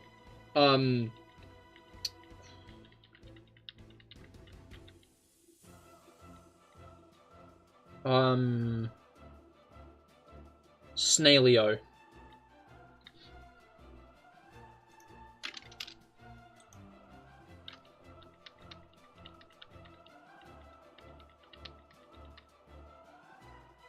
Oh, or the country. No. It's a... It's the Gaza Strip, right? The country's Palestine.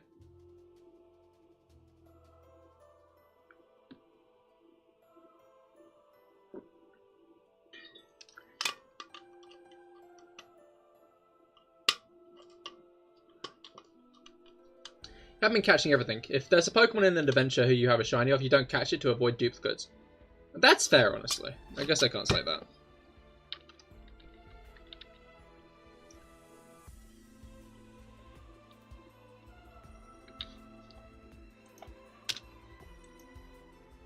You're not good with geography.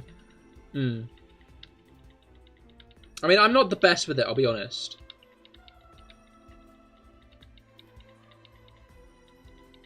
Geography was the only GCSE I failed.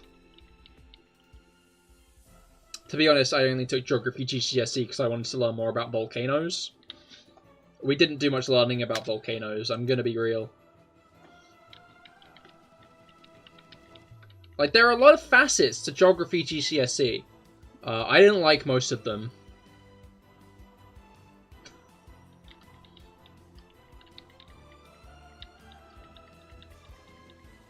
Like, geology. I like that stuff.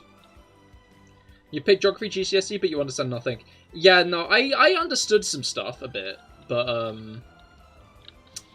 I just didn't do well. Like, what was it called? Brain. No brain. No,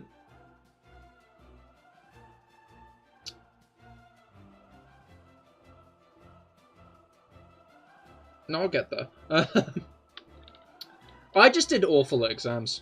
That was my issue. Actually, I think I got a D on the coursework as well. Oh well. I don't know what it was about geography, but I could only ever get a D. Like, that was the highest I could get at any point. Was just a D. I don't really know why, but I could never seem to get better than a D. You chose it because you want to travel the world. It's part of your bucket list. Oh, that's fair. Well, yeah, I hope you get to tick that one off. That does sound very fun.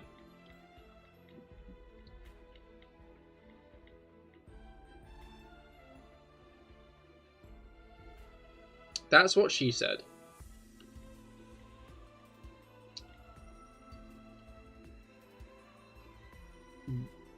Well, I think she should not take it too hard on herself, because education as a system fundamentally is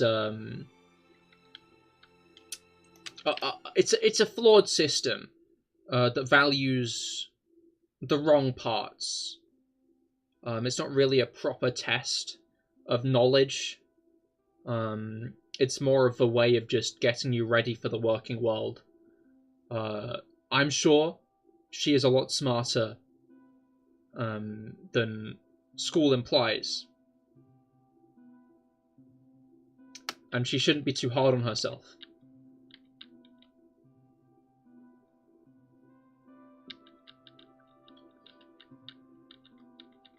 Alright. You want to go to Tokyo more than anywhere? That's understandable.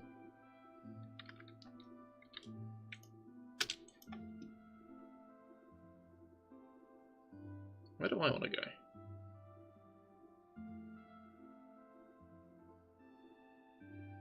I don't know, I wouldn't mind going to a warmer climate again at some point sooner rather than later. I love a good, like, beachside holiday. Then again, we're getting those weathers in the UK these days.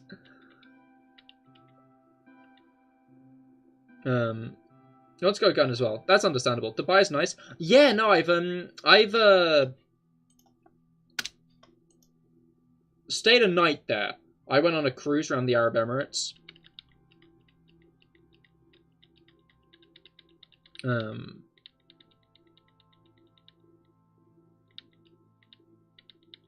Which was fun. I enjoyed that a lot.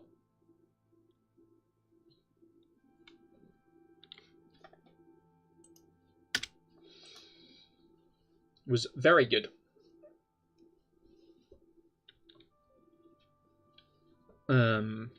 But yeah, I only ended up yeah, we didn't like have loads of time to explore. We actually ended up seeing some family friends who were living there.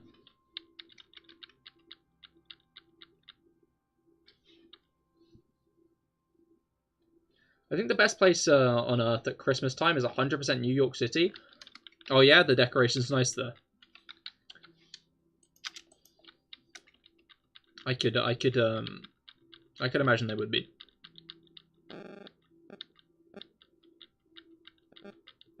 I don't know, I always remember with Christmas when I was younger,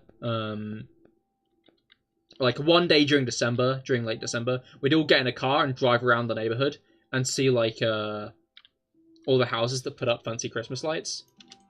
But we lived in a very sparse country area when I was young. I guess it's not really... Is it? You know, I'm not going to say it just to stay safe. Not say the county just to stay safe. But it was a very, like, sparse one. So, like, my mother and sister basically memorized the locations of all the houses that did good Christmas lights every year. So we kind of, like, went to those. We went around those to check those out. Christmas as a kid was special. It was. I don't know. I found out recently, because obviously my sister's been doing it for my nephew as well. But I guess I did, like, it's not like I found out recently. This isn't like I assumed everybody had it like that. But my parents figured out a way to change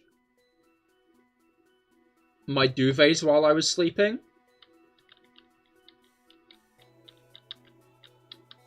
So, like, I'd wake up on Christmas morning to new duvets. It's like new like, duvet and bed covers.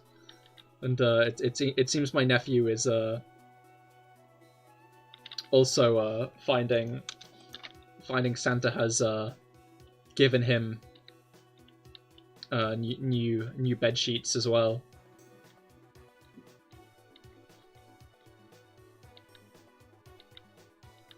Which is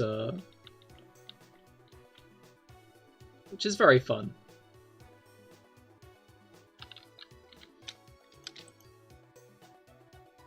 I just did the wiki. He used to live in an unspecified county in England. There's a big house on every Halloween and Christmas. The decorations are unbelievable. Hell yeah. It's always nice to see, like, people going overboard. It was so hard to sleep on Christmas Eve. No, yeah, definitely. That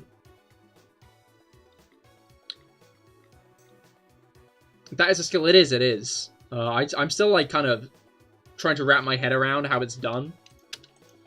Especially without, like, waking, like, the kid, you know?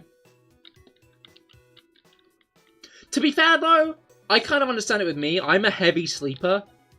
Like, when I'm out, I'm out.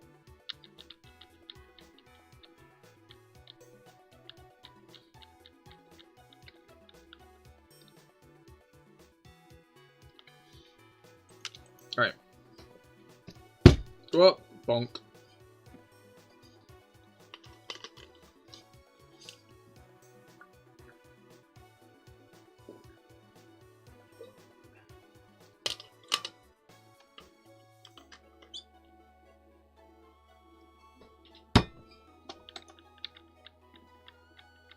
They just give the kid NyQuil. Yeah, that's, No moral quandaries with that one, no. Alright.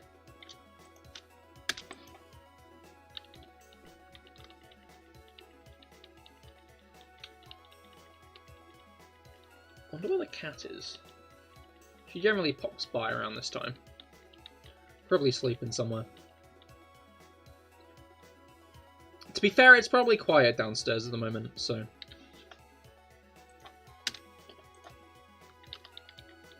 Alright. It's funny because over time she's become more and more, like, steadfast in, where she sleeps. Because, like, recently she's taken up to sleeping on the bed when I'm sleeping on the bed. She used to hate, like, being on the bed when I was on the bed. But, like, more recently, she's, like, become fond of this idea. Do you have a cat? Yes, I do, a cat called Missy. occasionally she is kind enough to grace us with her presence during stream, and you will in fact hear her. She is loud. But yeah, no, she's become more steadfast in where she sleeps. It used to be like if I fidgeted at all, she would like dart off really quick. But it started to get to the point where like I can like tug on the bed covers like a decent amount and she won't move at all.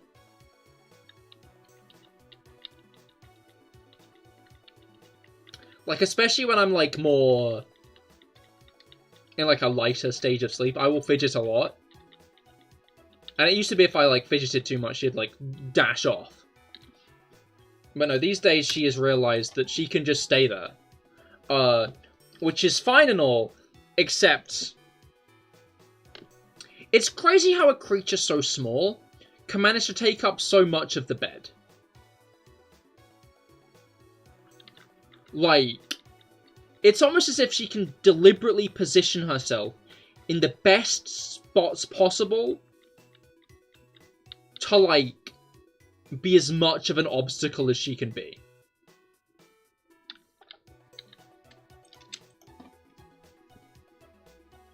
Like, it is genuinely impressive how in the way something so small can be.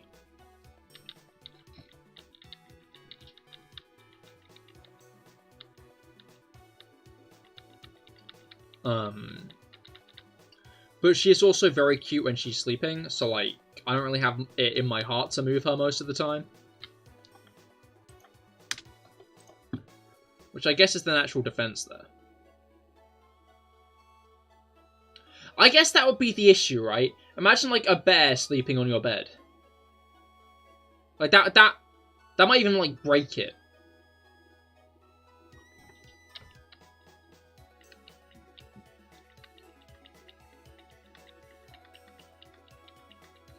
This Lunar is bullying your team right now. Oh, best of luck. You got this. I don't know. Dynamax adventures are always harder with what's it called? Dynamax adventures are always harder. And like, wait, are you doing it single player or are you doing it multiplayer? Alright. It'll be sad when like Sword and Shield Online services shut down. Because Dynamax adventures are fun. Yeah, I think don't lock and load this. We might end up doing some this Friday if another raid event isn't announced first. Because obviously there's like a decent chance that there's going to be another raid event announced. And it wouldn't surprise me if it's the next 7-star.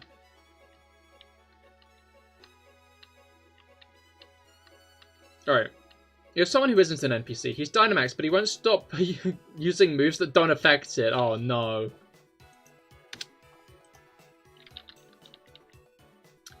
Hate that. At least NPCs like understand what is super effective. And they also can't Dynamax. Alright. I find it funny because there are actually callouts in Scarlet and Violet raids.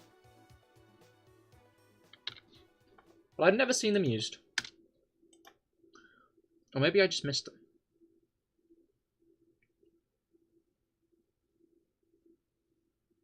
Alright.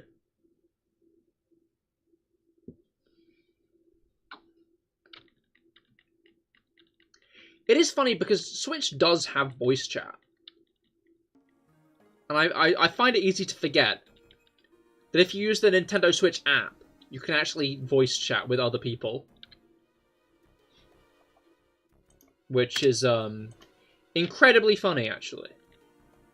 I don't get why they did it like that, though. I guess it's because, like, Nintendo as a console is, like, has a very, like, wide range of an audience. And they wouldn't really want, like, kids speaking to, potentially harmful parties.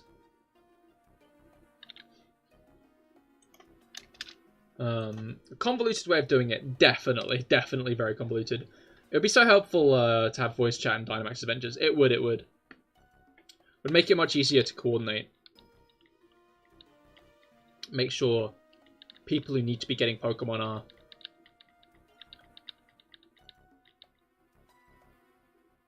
The NPC jealous and keeps getting one-shot. No.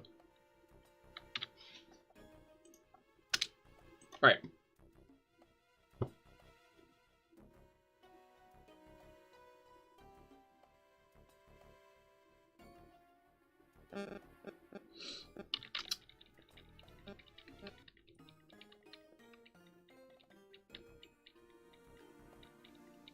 One day I'll form a thought, and that'll be so cool.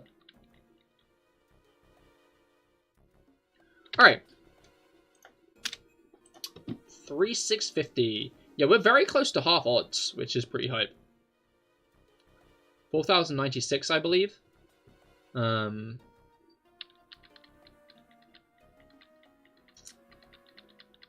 Yeah, what brain am I trying to do? Yeah, no, I don't know, I found it funny when early on in the hunt, everyone was like, dude, this is taking so long, you still haven't got it yet? Like, it's funny to see how, like, later Pokemon games having much lower shiny odds has really, like, impacted everyone's perception of how long a shiny hunt should take. Like, Sword and Shield is probably the only game from... That's not true. BDSP and Sword and Shield are like the two no, actually, just Sword and Shield are, it's like the only game recently where, like, shiny hunting is, like, hard. Because it doesn't have an actual shiny hunting method. Like, the only shiny hunting method in Sword and Shield are Masuda, Dynamax Adventures, which take a while. Like, if you're shiny hunting in Dynamax Adventures, it'll still, like, take a good while to get a shiny. I've only got one in, like, the 3 or so streams I've done of it. BSP Arceus is hard. Oh, no, it is. But, what's it called? Like, most people will be doing Poke Radar, you know? Like, there are easy methods to get shinies, is what I mean. Like... So while Scarlet and Violet and Legends Arceus, I'd say, like, very easy games for shiny hunting. Let's Go, I'd say, is pretty easy as well. BDSP has Radar, which you can generally get a shiny in a couple of hours if you try.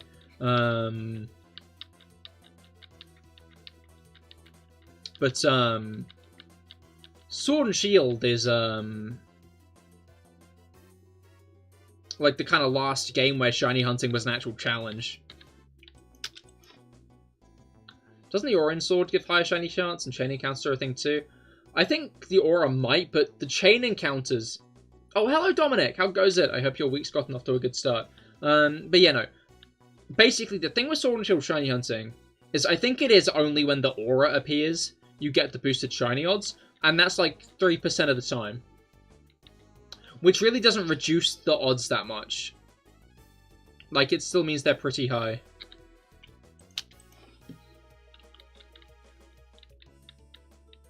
Alright. You know, a streamer who was hunting for Shaman and done 23k. Oh. I remember,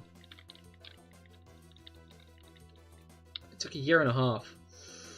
Is this in BDSP then? Because if that's in, like, Diamond and Pearl, that's, like, bad. But if it's in BDSP, that's abysmal. You bought something great today. It's an Eagle Moss 1/43 scale Batmobile, which even comes with a magazine. Oh, hell yeah, that's cool. BDSP? 23k resets in BDSP. I don't know, it's always, like, funny to realize shiny hunting is...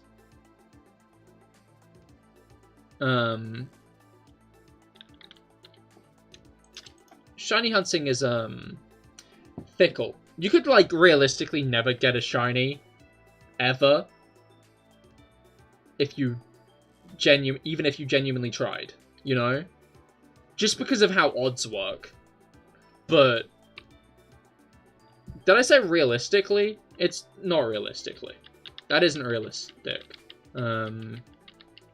It's, unlikely. but it's a possible thing. Like, kind of slamming your hand through the table and it going through because all the atoms align. Like, that could feasibly happen. It won't.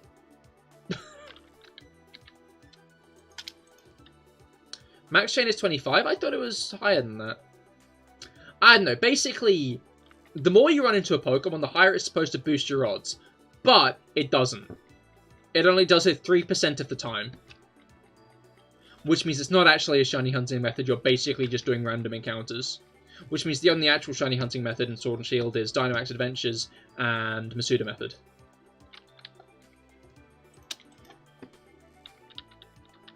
Part of a magazine collection called Batman Automobile. With the Batmobile you bought came with issue 6. Ah, fair. Have you been collecting all of them then?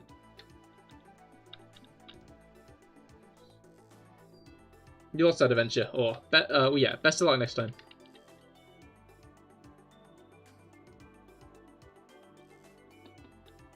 Alright.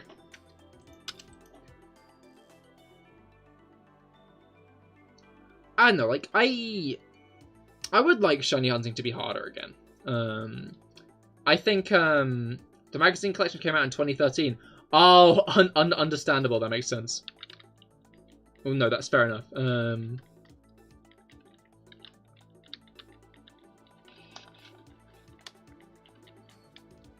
All right. Could you manage to get your hands on it then? It must be hard. But yeah, yeah, I think the next game could do with making the odds higher again. Because, like, I don't know, bluntly put, being able to find a shiny,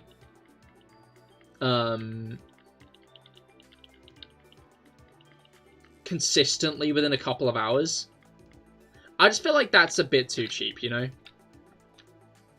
Like, obviously, like, I have gone streams where I found no shinies at all. But, like, that's very rare. So tired of shiny looks. That as well, I don't know, like, I kind of see where they're coming from with legendaries, you know? I'm willing to tolerate legendaries. I don't get the starters, though. Like, why are they shiny locking starters now? Like, that's absolutely ridiculous, I'm gonna be honest. Found someone for 22 euros, yo! Have a look. Apparently, if you fought a Pokemon 500 times, it's a 1 in 512 chance. Yeah, but it's not. Because that 1 in 512 chance only applies 3% of the time.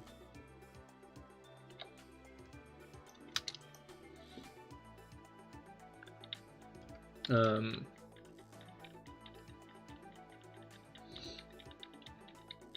21 Paldea shiny lock Pokemon. Wait, 21? So the 3 starters... Oh, they're 18 legendaries. Well, I guess that'll be 16 legendaries. There's more than 16 legendaries, isn't there? I don't know. I don't think Gimmighoul should be shiny locked. I think that's weird putting it shiny locked. But, what's it called?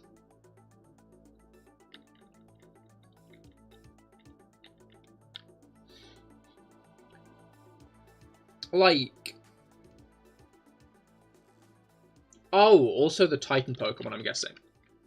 I can kind of see it with the Titan Pokemon. Like, it's not like... They do have the Titan mark, don't they? And it'd be nice to be able to get that on a shiny. It'd also be fun to shiny hunt them.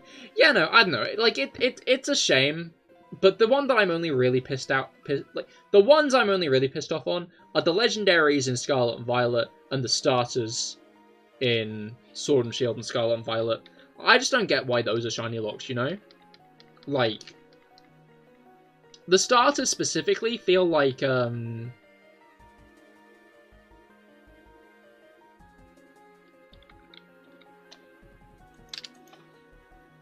still a bit confused on how it works, but something to do with rerolls, another 33% chance.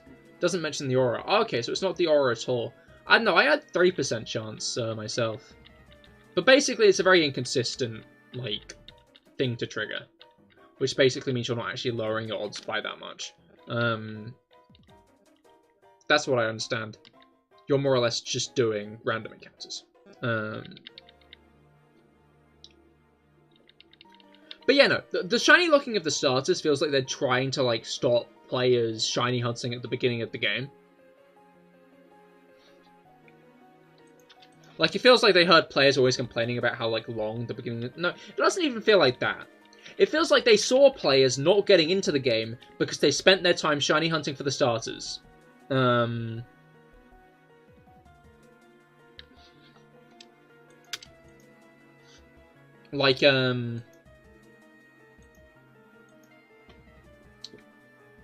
Yeah, no, like, it feels like they saw people spending their time shiny hunting for the starters, not playing the game, and we're like, we don't want people doing that, and shiny locked them, which I think is bullshit. I don't get why, I don't get what it achieves. Like, I guess there are meant to be those cute little cutscenes when you get the Pokemon, but I don't know, I just don't like it. I think it's really lame that they're shiny locking starters now, and I hope next generation they don't do that. Because I think it's just a very, like, boring, overly limiting thing to do. There's the Gimmighoul line, Ruin Legends, Box Art Legendaries, Ogerpon Legends, Paradox Swords of Justice, and Johto Beasts. Oh, well, yeah, that's 6, isn't it? Terrapagos and Petron. Ah, fair. If anything, it adds more hours of gameplay, which is good for the company. Exactly. I mean, I guess hours of gameplay doesn't really matter on things that aren't Steam. Like, it would add more hours of gameplay, but I feel like the main thing that it would add there is it encourages shiny hunters to pick up the game because they can shiny hunt the starters. I don't think play hours matter in the grand scheme of things with games like that. It's only really, like, if people buy it or not.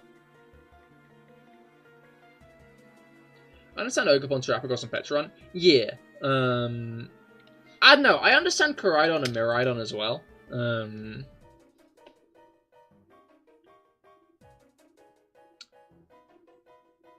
don't know. Again, like, new legendaries, I'm fine with them being shiny locked in the first generation, but I think the next generation...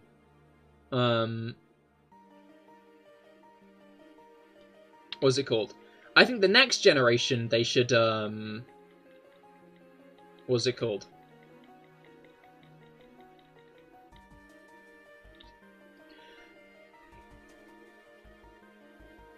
For a long time, after shiny locking was added, technically a long time, like, Gen 5 shiny locked Reshiram and Zekrom. In the next generation, Oraz, you could get them shiny. Gen 6 shiny locked Xerneas and Yveltal. And Zygarde. Next generation, Xerneas and Yveltal were shiny huntable. Zygarde was in the generation after. In Gen 7, Solgaleo, Lunala, and then the Tapus, they were shiny locked, and then the next generation, they were, what's it called? Shiny huntable. I think they should continue with that. I think it's really stupid that they just stopped that entirely. Yeah, but the way you catch them was so perfect for a soft reset hunt. Yeah, no, that is true, but I don't know. I feel like they can just still have them be perfect for a soft reset hunt.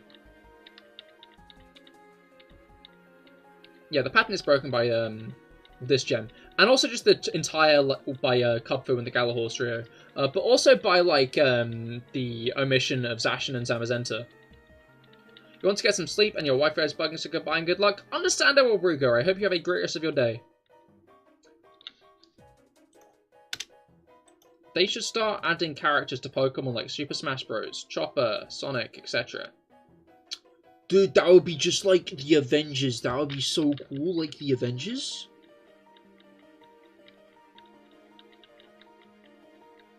Like the Avengers.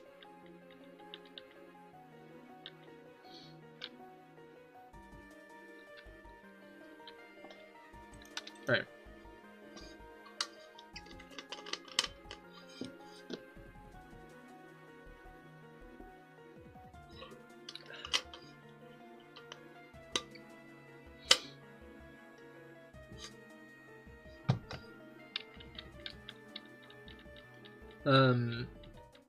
But yeah, no, I can stand shiny the I can stand Legends getting shiny locked, you know?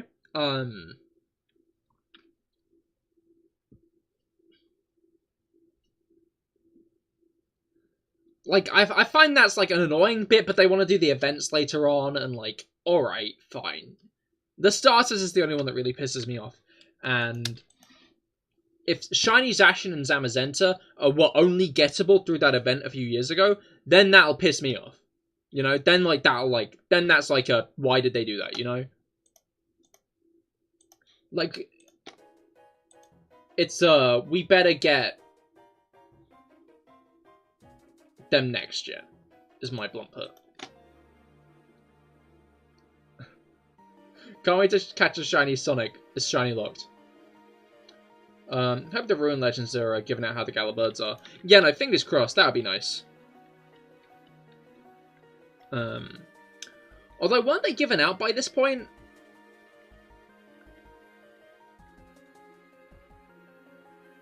I feel like they might have been. As in by this time with the Galabirds. Shiny Sonic and Super Sonic? No, that's his Mega Evolution. Because obviously, in this game, we gotta have Mega Evolution and all the other mechanics. And also every single region.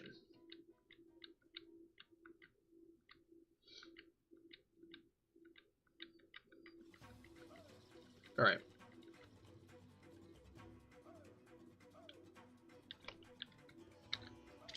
And Knuckles, and Knuckles.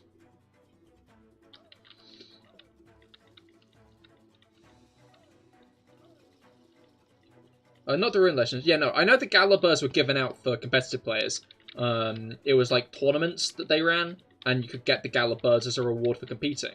But what I mean is I think that had already happened by this time last generation. I think by this time last generation, people already had shiny Gala Zapdos.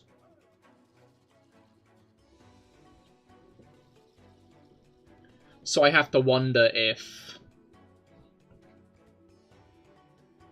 that's happened. That's actually a fair point. Shiny Kubfu, Spectria, Glastrier, and Calyrex are just entirely non-present.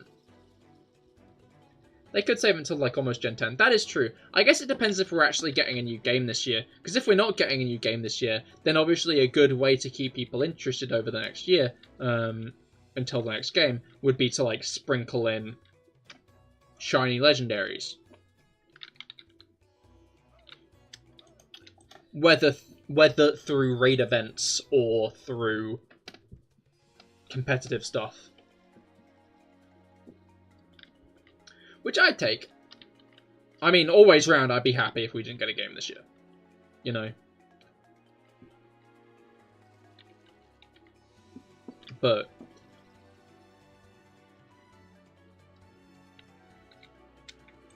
I'm guessing that we're going to get a game from the team who made Let's Go and Legends Arceus sooner rather than later.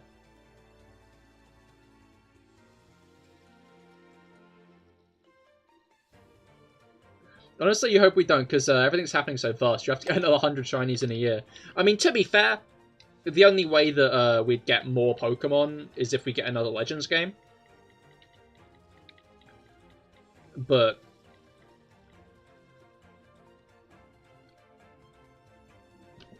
yeah, I don't know. IMO would rather the wait, and then they can, like, actually have more development time.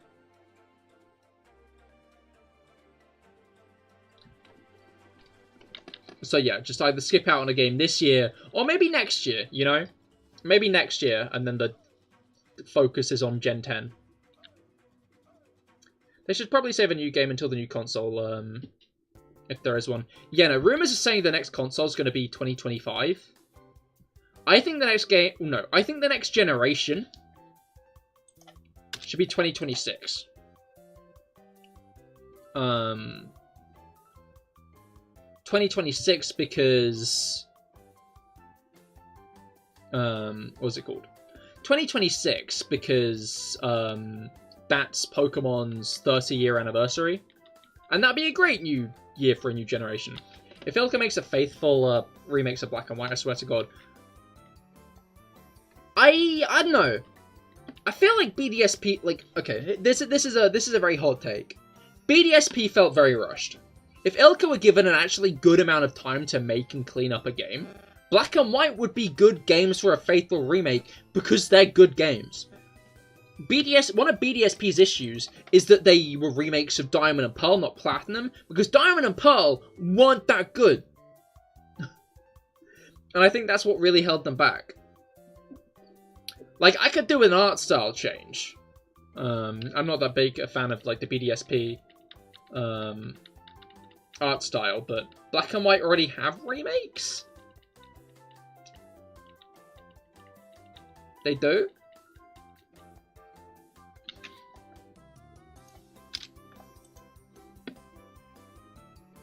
But yeah, I don't know. I feel like I'm willing to give Ilka another chance on the remake front. Because I feel like BDSP was, like, not a good Black 2, White 2.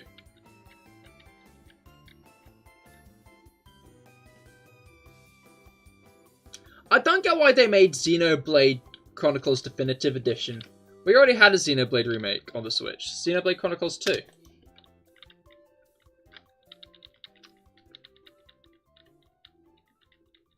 Yeah, that's why X and Y should get remakes. Because they're, like, the only Pokemon game without a remake, you know?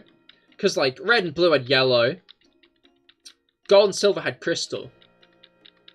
Ruby and Sapphire had Emerald, you know? So, like, X and Y, they need to get remakes. Because, like, none of the other games have... Like, they're the only games without remakes, you know? I just think BDSP is ugly. If you didn't have Pearl and DS, you wouldn't have got it. That's fair. What's it called?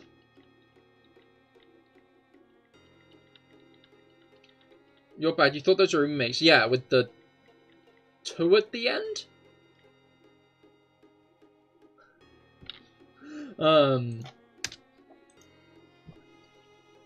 Yeah, no, BDSP, I don't like the look of them at all, but I feel like, what's it called?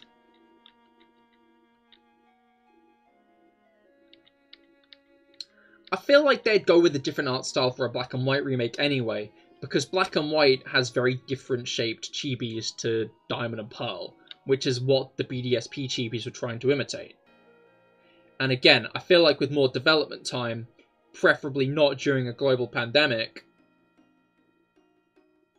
we could end up with A, a more finished game with less bugs, and B, better graphics. Because there were points where BDSP look actually pretty alright. You know? Like, they were onto something with it, but I feel like they just didn't stick the landing. Aside from the characters.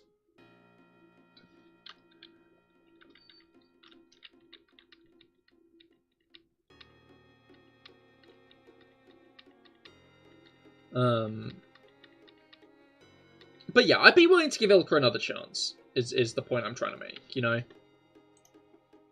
And I feel like if any game's going to get a faithful remake and be better off for it, it's Black and White. Because Black and White are good base games. Like, these games are good games. Like, if there's going to be any game in the franchise that gets, like, a one-to-one remake in that way with, like, a few extra features here and there, it's these ones. Sprites in Gen 5 were jagged, instead of rounded in Gen 4.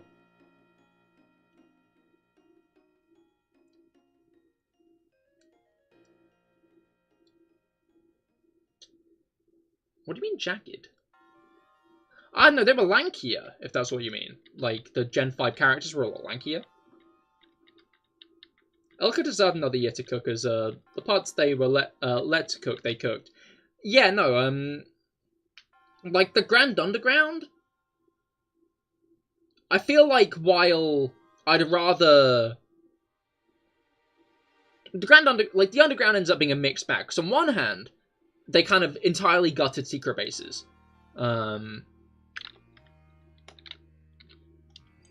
It's like,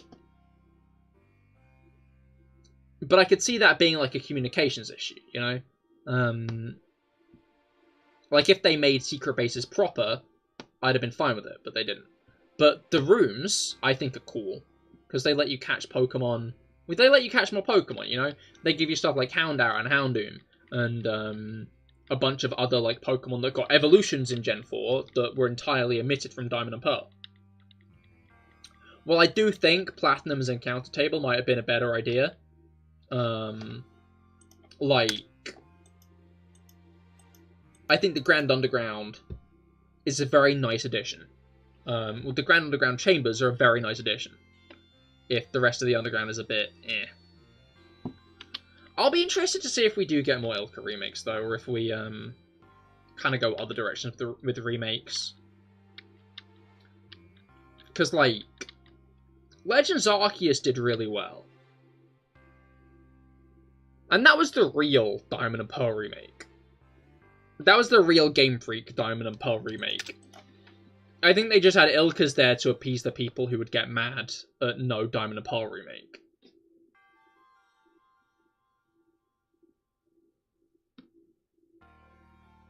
Because, like, a lot of the story beats are exactly the same from game to game.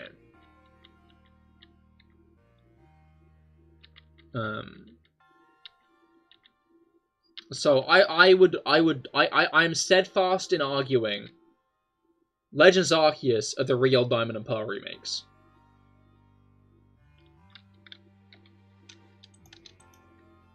Right, I'm going to take a drink quickly.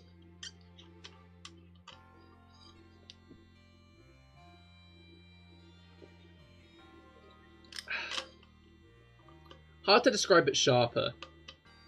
I think I get what you mean. But yeah, I think if, like, they were to reimagine... I think if they were to reimagine, the art style like they did in BDSP, especially with, like, the complaints that BDSP's art style got, I think they'd be able to make something good. What drink you got? I've got a big bottle that I fill with squash. A Vimto squash, specifically.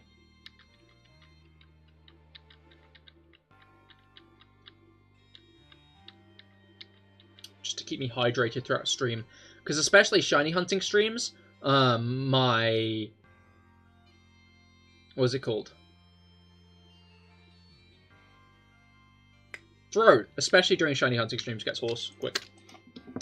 I feel like the Nat deck should be locked behind beating the champion instead of completing the Sinnoh Pokedex. There's 151 in the decks, and one of those is Feebas. Is Feebas in Diamond and Pearl's Pokedex? I thought it was only in Platinum's. Is it?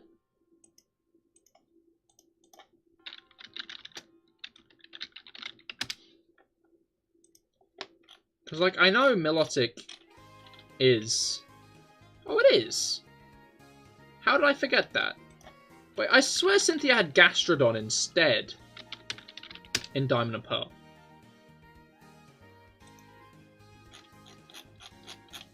Does she have...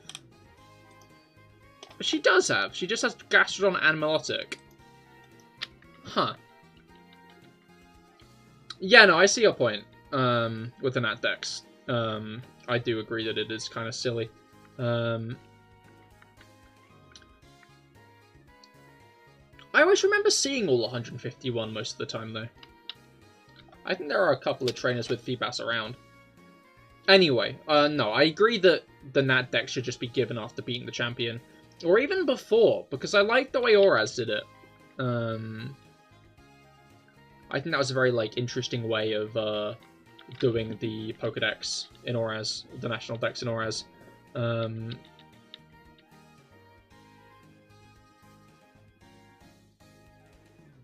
Yeah, you can see all of them by battling year.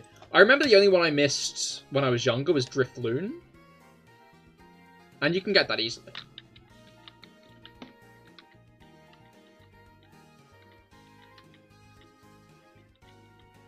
Like, I wouldn't say it's the hardest one to do, but it is annoying, and I do think they should just do it with the, what's it called? Give the Nat Dex just for beating the champion. But, like, they do it in every generation after, so... It's not like future remakes are going to be an issue, it's just BDSP.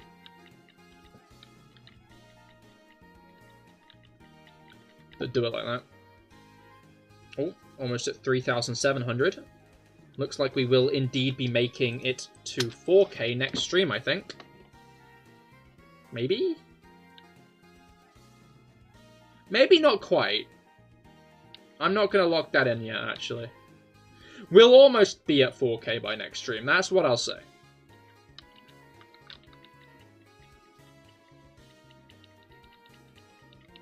Buffalon is so forgettable. No, I kind of like Buffalon. Now, forgettable Pokemon. Spupa.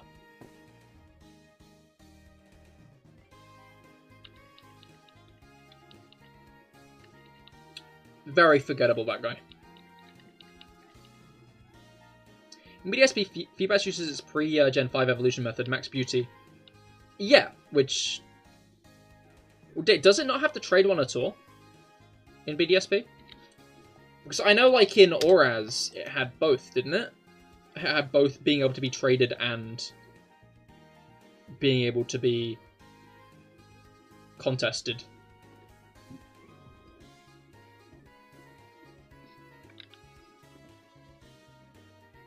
Is Spupa Scatterbox evolution? See, you even had to ask. You couldn't even remember. Yes, it's Scatterbox evolution. Like, Vivian? Memorable, you know? But Scatterbug, I don't know what it is about it. Oh yeah, Vivian's memorable because it's got, like, a bit more of a unique trait. But I feel like Scatterbug just isn't. Not Scatterbug. Spupa.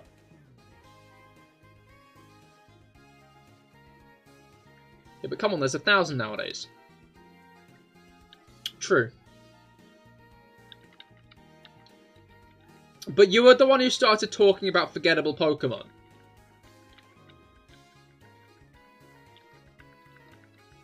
You threw the idea into the ring.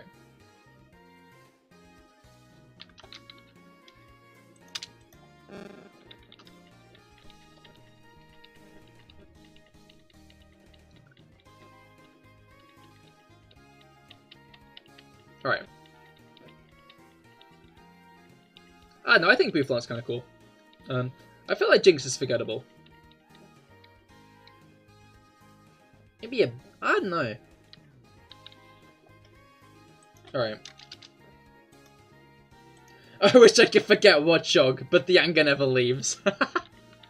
In BDSP, there's a hidden stat called Sheen. If the Sheen reaches 255 before Feebas evolves, the Feebas can't evolve?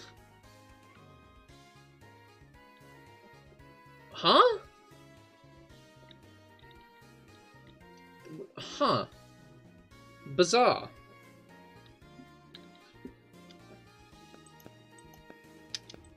We know about Bramblin. Bramblin is the pre-evolution to Brambleghast. It's a grass and ghost type from Generation 9. And it evolves by walking 1,000 steps.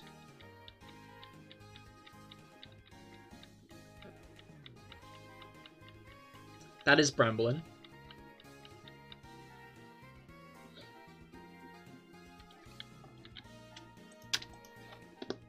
It's funky little tumbleweed Pokemon.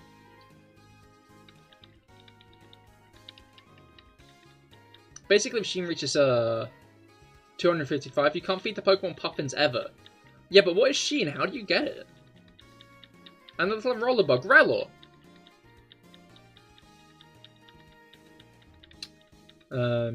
I love Rellor. It's got a funky little face. With the little nose. And evolves into Rabsco, which I did a weird Pokedex entry on, and is my highest performing video. So I couldn't forget Rellor. Maractus? I love Maractus. Maractus deserves an evolution. Maybe even a pre-evolution. I'd say Maractus deserves the Roselia treatment, where they give it both a pre-evolution and an evolution in the same generation. You forget Rello, but it's fun. Rello is fun. I love Rello's face. Rello looks like such a gentleman.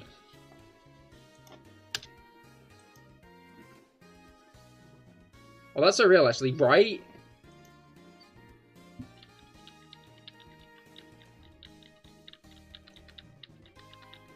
Like, I feel like Maractus is slept upon. You know? As, like, a grass single stage. But I think Maractus is cool.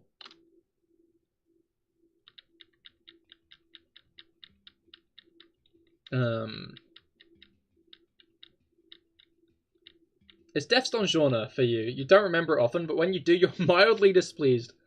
No, I think he's a funky guy. I remember when people were thinking Narclee was going to be a Stonjorna pre-evolution. Which is fair, I could see Stonjorna getting a pre-evolution. Well, Gen 10 is rumoured to be African, and I'm pretty sure you can find a lot of cactus in Africa, so we could get something maybe. Where are these rumours coming from, though? I feel like it's a bit early for Gen 10 rumours. I don't know, I feel like people are good at just finding random fucking posts on 4chan and being like, guys, look at this! When it was written by, like, some 14-year-old.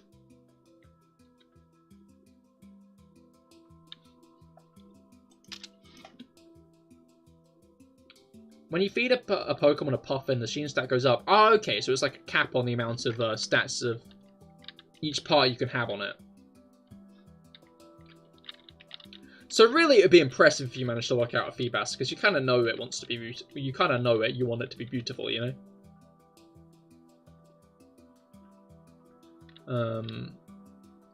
The way Garganical stole her job completely. No, I don't think it did that much. They're like similar vein, I think. I think Stonjourner is kind of cool. But they know everything about Pokemon, they know everything about everything, it's crazy. On 4chan?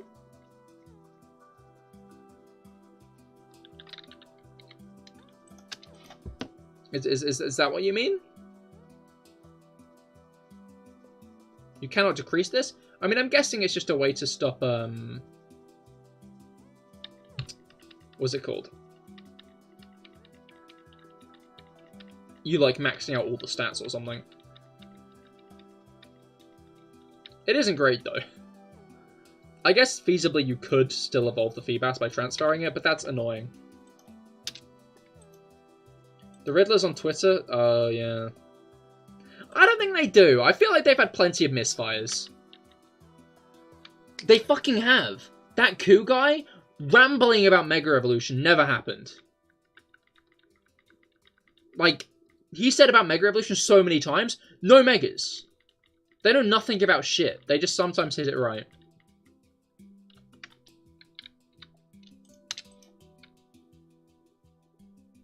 I've got them all blocked. Because the times they get it right. But it's genuinely rare.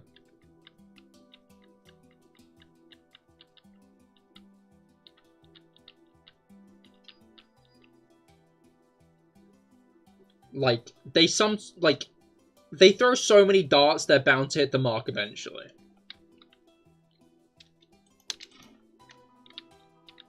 And they're all like, what if we do it all in riddles? And then, like, the riddles are wrong.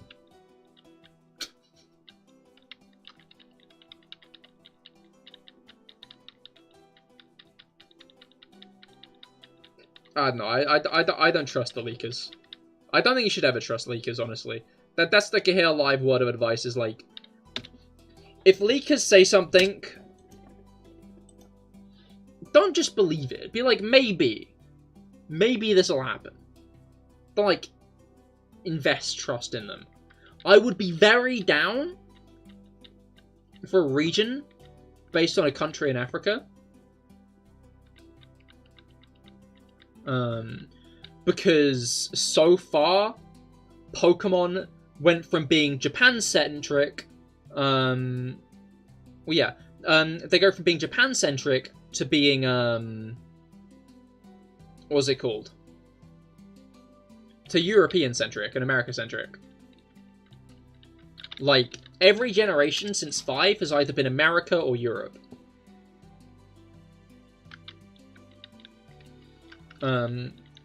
Most right, they told us a lot about Patterrz. They did get a lot about Patterrz stuff right, but again, they were really determined that we were getting Mega Evolution, and we just didn't. There was no Mega Evolution.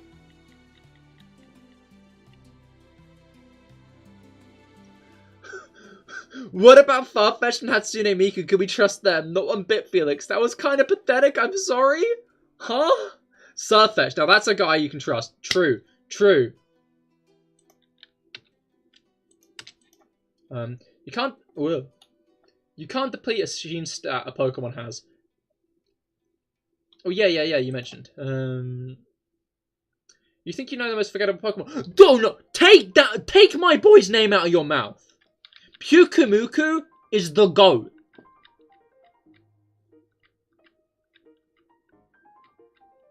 Leakers. Oh. The riddlers aren't wrong, it's the answers we come up with. Yeah, no. Yeah, of course, I get it.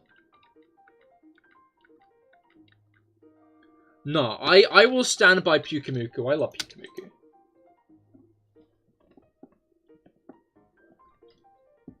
We also know Miku hates the British. Yeah, don't remind me, man. Don't remind me.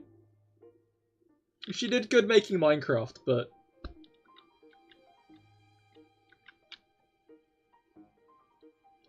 Yeah, it is kind of real. I can't lie.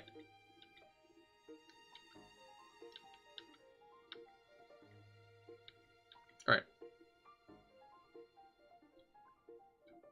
But technically you can see the least memorable Pokemon at any given time by just going on Pokemon Home. It shows you the least traded Pokemon. Which means it can show you a nice list of the top 3 least memorable Pokemon.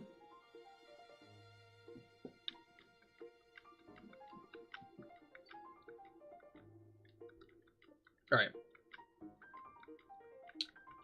I'm going to get to 3,725, and then I'm going to end. Because it's a precious loved creature. Why would anyone trade it away? That is all. No, it's not. It's because it's forgettable.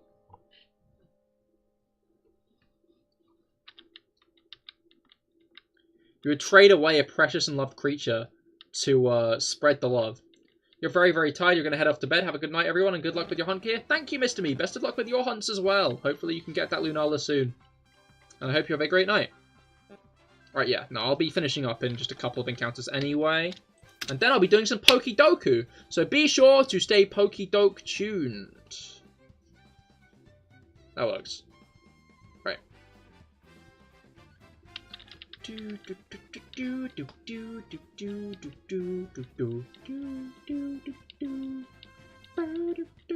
Alright. Last encounter. Let's go. That's right, it's shiny time. It's normal! Okay. 725. Obviously the nice part is I can just go like this. And like... this, and we are good. Cool. Alright, yeah, Pokedoku. Who doesn't love a good bit of Pokedoku? I love a good bit of Pokedoku. Oh, this is a weird one. This is like very few types. Alright, yeah, there's now that Pokedex system as well. But yeah, we've got... Won't say your scoring case sounds good, yeah, we've got Electric Dual Type, Ultra Beast Dual Type, most of them, Johto Dual Type,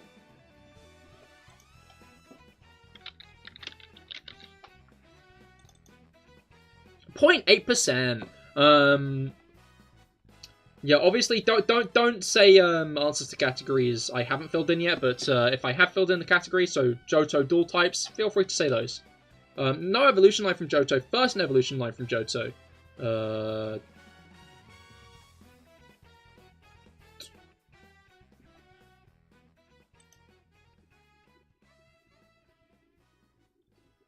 I'm going put Poipole, but I think Cosmog might also count, which is kind of lame. No, Poipole is the only answer. Good, good. Alright. So most Ultra Beasts have no evolution line, which means we need to figure out which 2 Ultra Beasts are the least memorable. I feel like Guzzlord isn't going to be in that category. I feel like Blacephalon is going to be memorable, you know?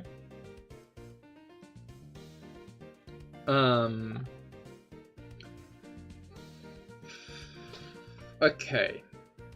So, Ultra Beasts. Nihilego, Buzzwole, Theramosa, Xurkitree, Celesteela, Kartana, and Guzzlord?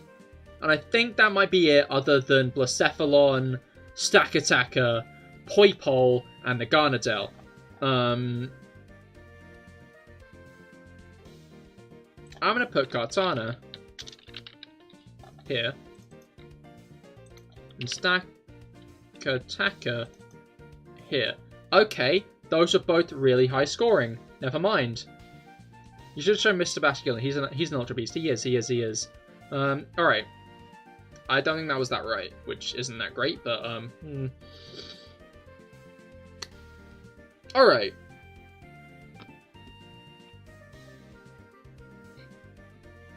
Yeah, that's not that great. That's a big bolster to my score, I guess, which I'm not that big of a fan of.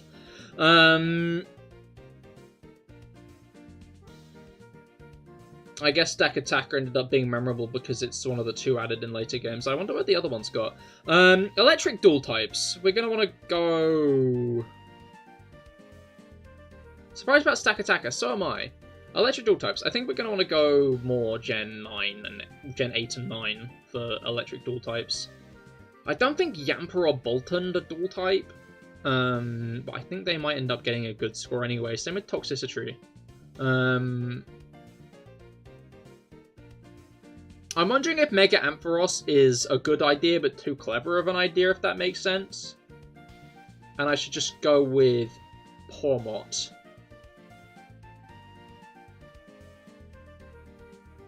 There are probably other Poldean electric types that aren't pure electric, but, I think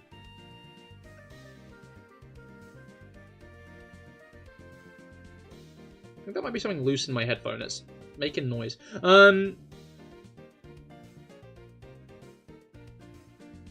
Maybe I should go Togedemaru.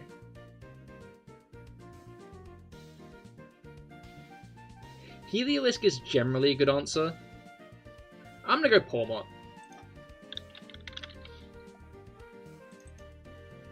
4%, that's actually pretty high, but oh well. And then no evolution line. I guess Togedemaru comes to mind again. I'm gonna go... Oh, Morpeko! I'm gonna go Morpeko here. Oh, Morpeko Full Belly and Morpeko Hangry are here, which is kind of peculiar. 1.7, that's actually pretty high as well. First in evolution line.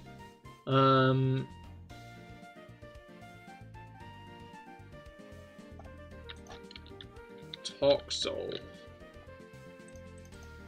Yeah! Oh, 3.1, okay, I'm not doing that great today. And then Johto no evolution line and Johto first in evolution line.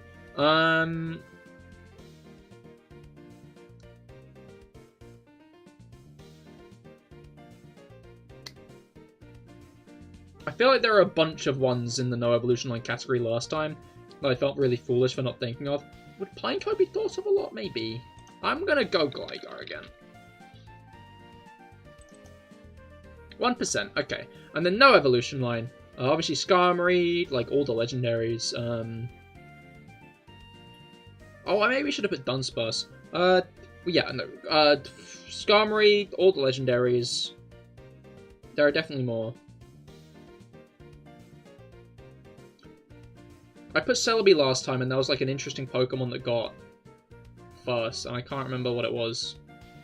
I'm gonna put Celebi again. I feel good about Celebi. 6.1. That was maybe a bit high.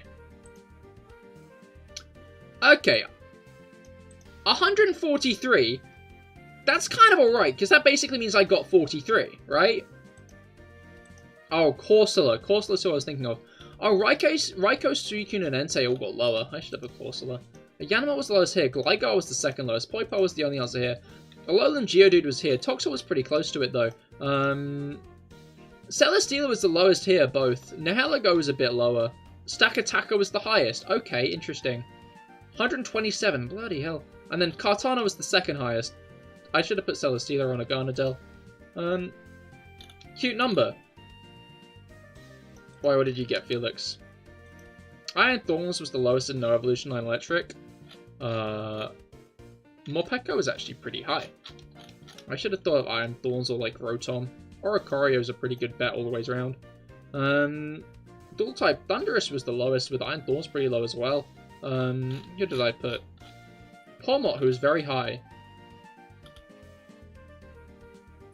143 means I love you, because it's letters 1, letters 4, and letters 3. Because it's 1 letter, 4 letter, 3 letters. Ah, interesting. You got 130. Oh, yeah, nice. Oh, Arctozol. I should have put Arctozol. I love Arctozol. Alright. Yeah, could have done better, but, like, I did pretty solidly all the same. And obviously we got the new Pokédex stuff, so maybe I should try to go for different Pokemon each time. But yeah, what's it called? I think I'm going to end there for today, though, honestly. Good job, Rob. Indeed. But yeah, thank you all for coming. I hope you all had great times. I certainly have. Do thoroughly enjoy a good bit of shiny hunting. I'll be back on Wednesday with some of the Pokemon Black and White Treadmill Challenge, which is very, very cool and fun, and would highly recommend checking it out, especially if you want to know what that means. But yeah, thank you all for coming. I hope you all had great times. And I will see you all on Wednesday. Goodbye and good night.